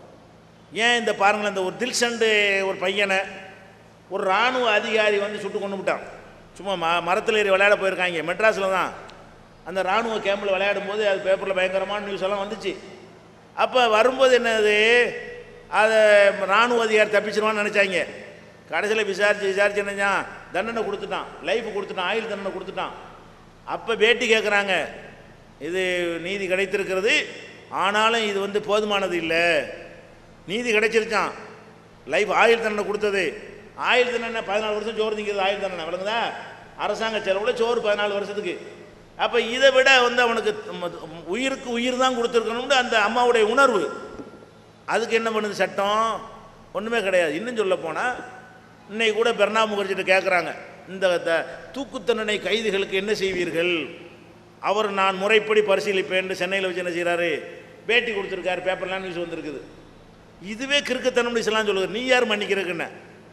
பிரணாப் முகர்ஜிக்கும் பிரதிபா பாட்டீலுக்கும் அப்துல் கலாமுக்கும் எங்கள் அப்பனை கொலை பண்ணிட்டேன், எங்கள் அப்பனுக்கு அவர் யாருன்னு, என் தகப்பனாரை கொலை பண்ணிவிட்டு அதை நானில் கட்டி செட் பண்ணணும், ஏன் தகப்பனாரை கொலை பண்ணுறோன்னு இவர் யார் மன்னிக்கிறதுங்கிற?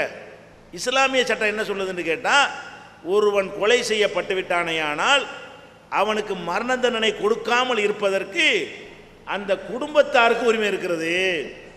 இப்போ என்னுடைய தகப்பனாரை கொலை பண்ணிட்டாங்க, நான் விரும்பினால், இஸ்லாம் என்ன சொல்லுதுன்னா, நான் விரும்பினால் அவனுக்கு மரண தண்டனை கொடுக்காதீங்க, ஒரு 5 கோடி ரூபா பணம் வாங்கிட்டாங்க, எனக்கு அது தேவை இருக்குன்னு நான் கேட்டால் அதை வாங்கி கொடுத்துட்டு மரண தண்டனை ரத்து பண்ணலாம்.